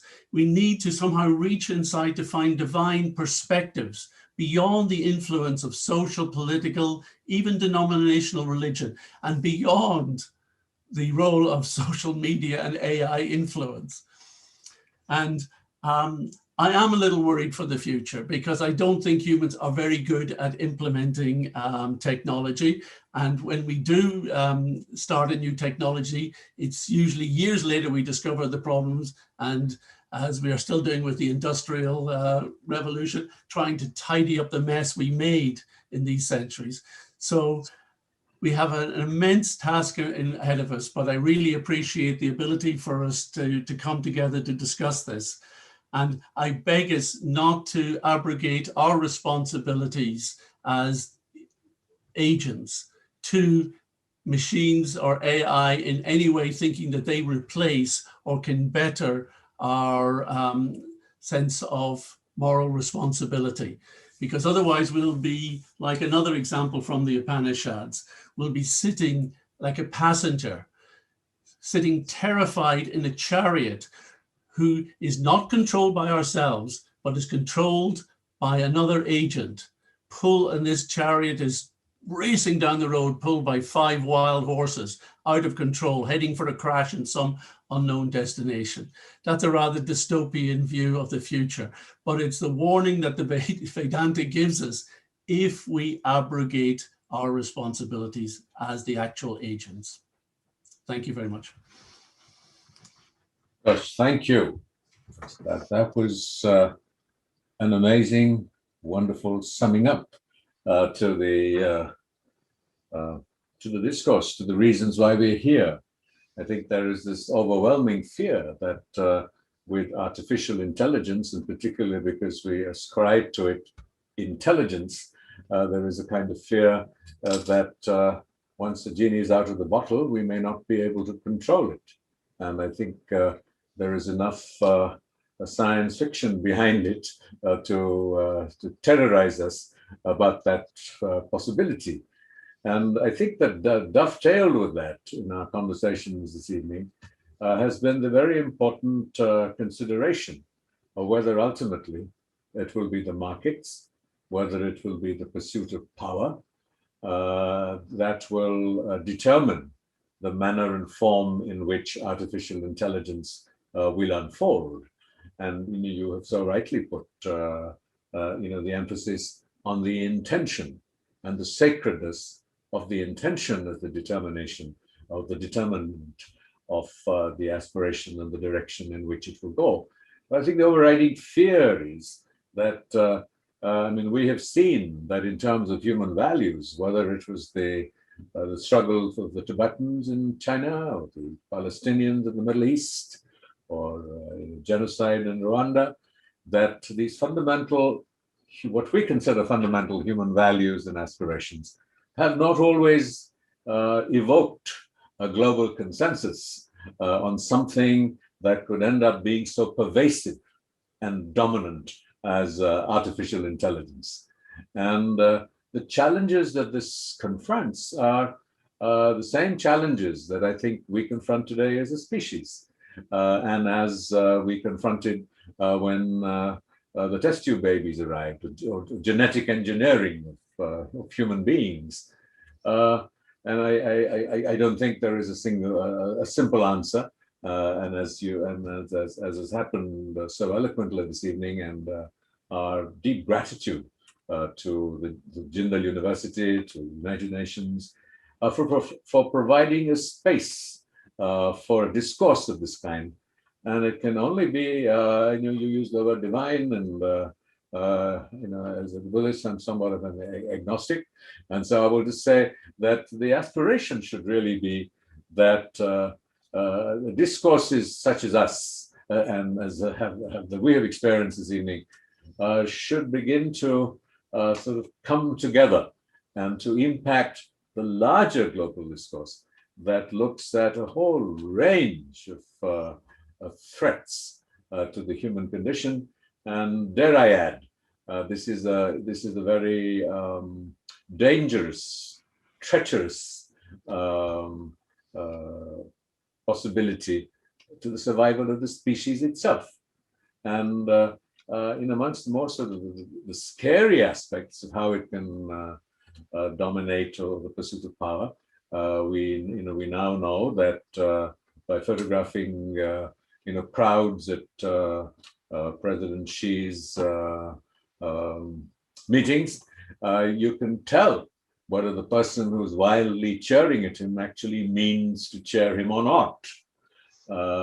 And so it is actually able to reveal the deepest recesses of our thoughts and emotions, and the degree of control that it may not be the technology itself, but the application of that technology gives us. And on the other side, as we now know, that its enormous uses and applications in medicine.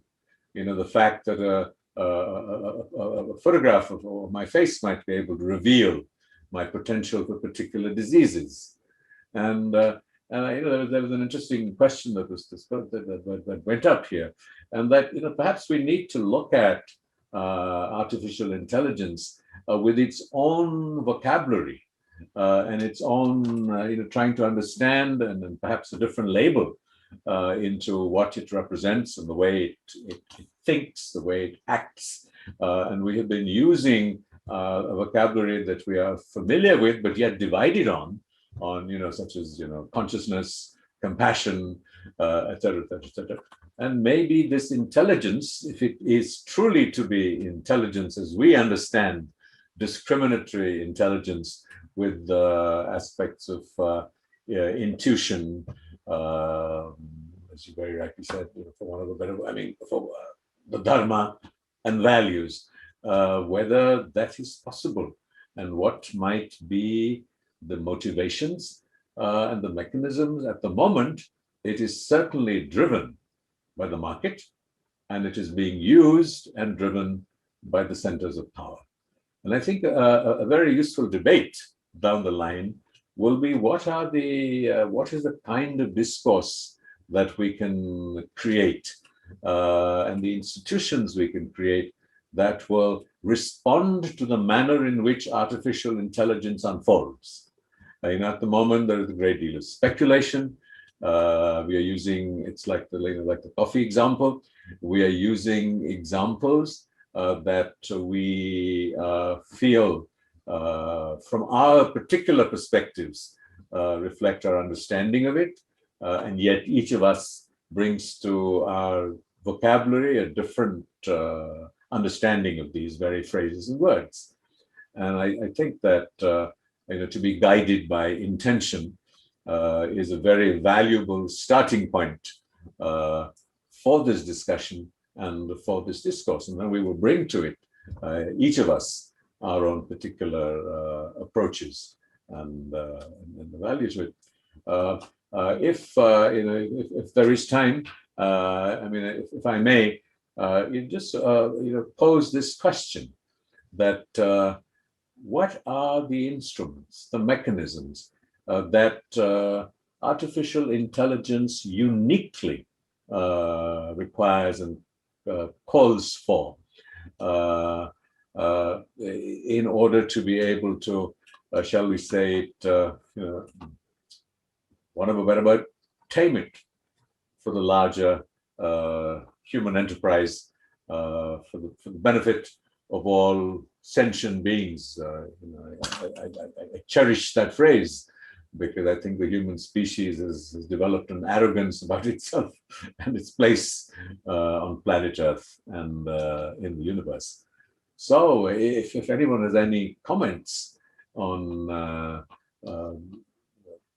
other than creating another institution, another body, it's a challenging question. I mean, how do we begin to nurture this and respond to this question, these concerns in concrete ways, beyond nurturing the discourse, which we have begun doing here?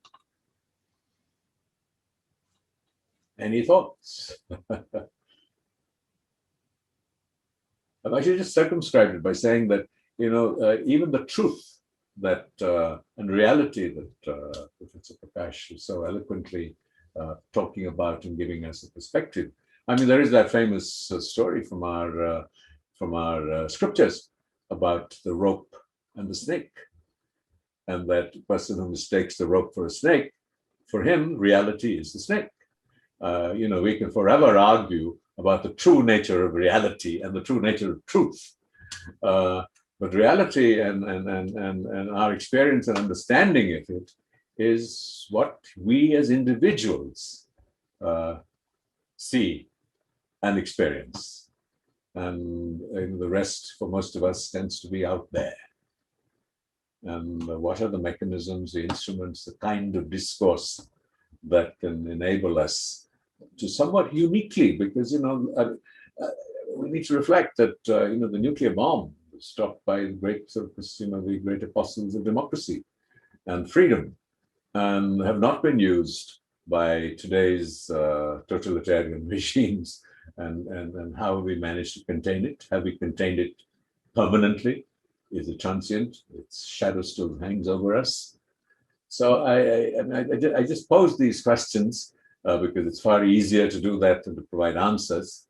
But these are some of those that came up for me with a very eloquent presentations by our panel. I think the time is up. It's been a long evening. And I do want to once again apologize. It just hasn't been a good day for me, as you have seen, from the failed. I think you summed it up very well, Rajiv. I did what you just said. So thank you very much. Thank you, Jindal University. Thank you, my good friends Raj and Sudarshan, which is the only reason why I'm here. I have nowhere near the qualifications or the eruditions or the experience of this very distinguished panel and the panel that preceded it. Thank you all, and may our collective efforts further the human good and the good of all sentient beings.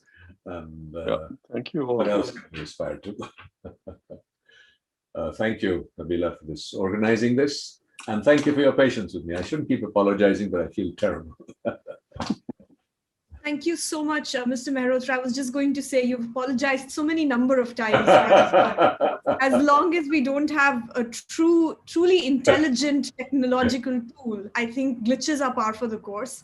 But it was entirely our honor to have you. And a special thanks to Professor Chetan Prakash, Professor Jilu Liu, Professor Edelman, Dr. Sarkar, Professor Das. All of you have taken the time and you've had so much patience, to join us for a very detailed discussion, which has spanned the breadth of policy to philosophy to very concrete solutions. Thank you so much. We look forward to seeing all of you and all of our attendees as well for our sessions tomorrow. We have 3 sessions in all. They start half an hour before our timing started today. So that's 5:30 p.m. India time. So I hope that apart from the panelists, all of you will join us as well, and all of our attendees as well. We will see you tomorrow. That was all the housekeeping announcement I had to do. Thank you so much once again also to Professor Rajkumar and Renata, who have stayed with us through the course of this day. Thank you so much. Thank you all. Thank you very very much. stimulating. All the best.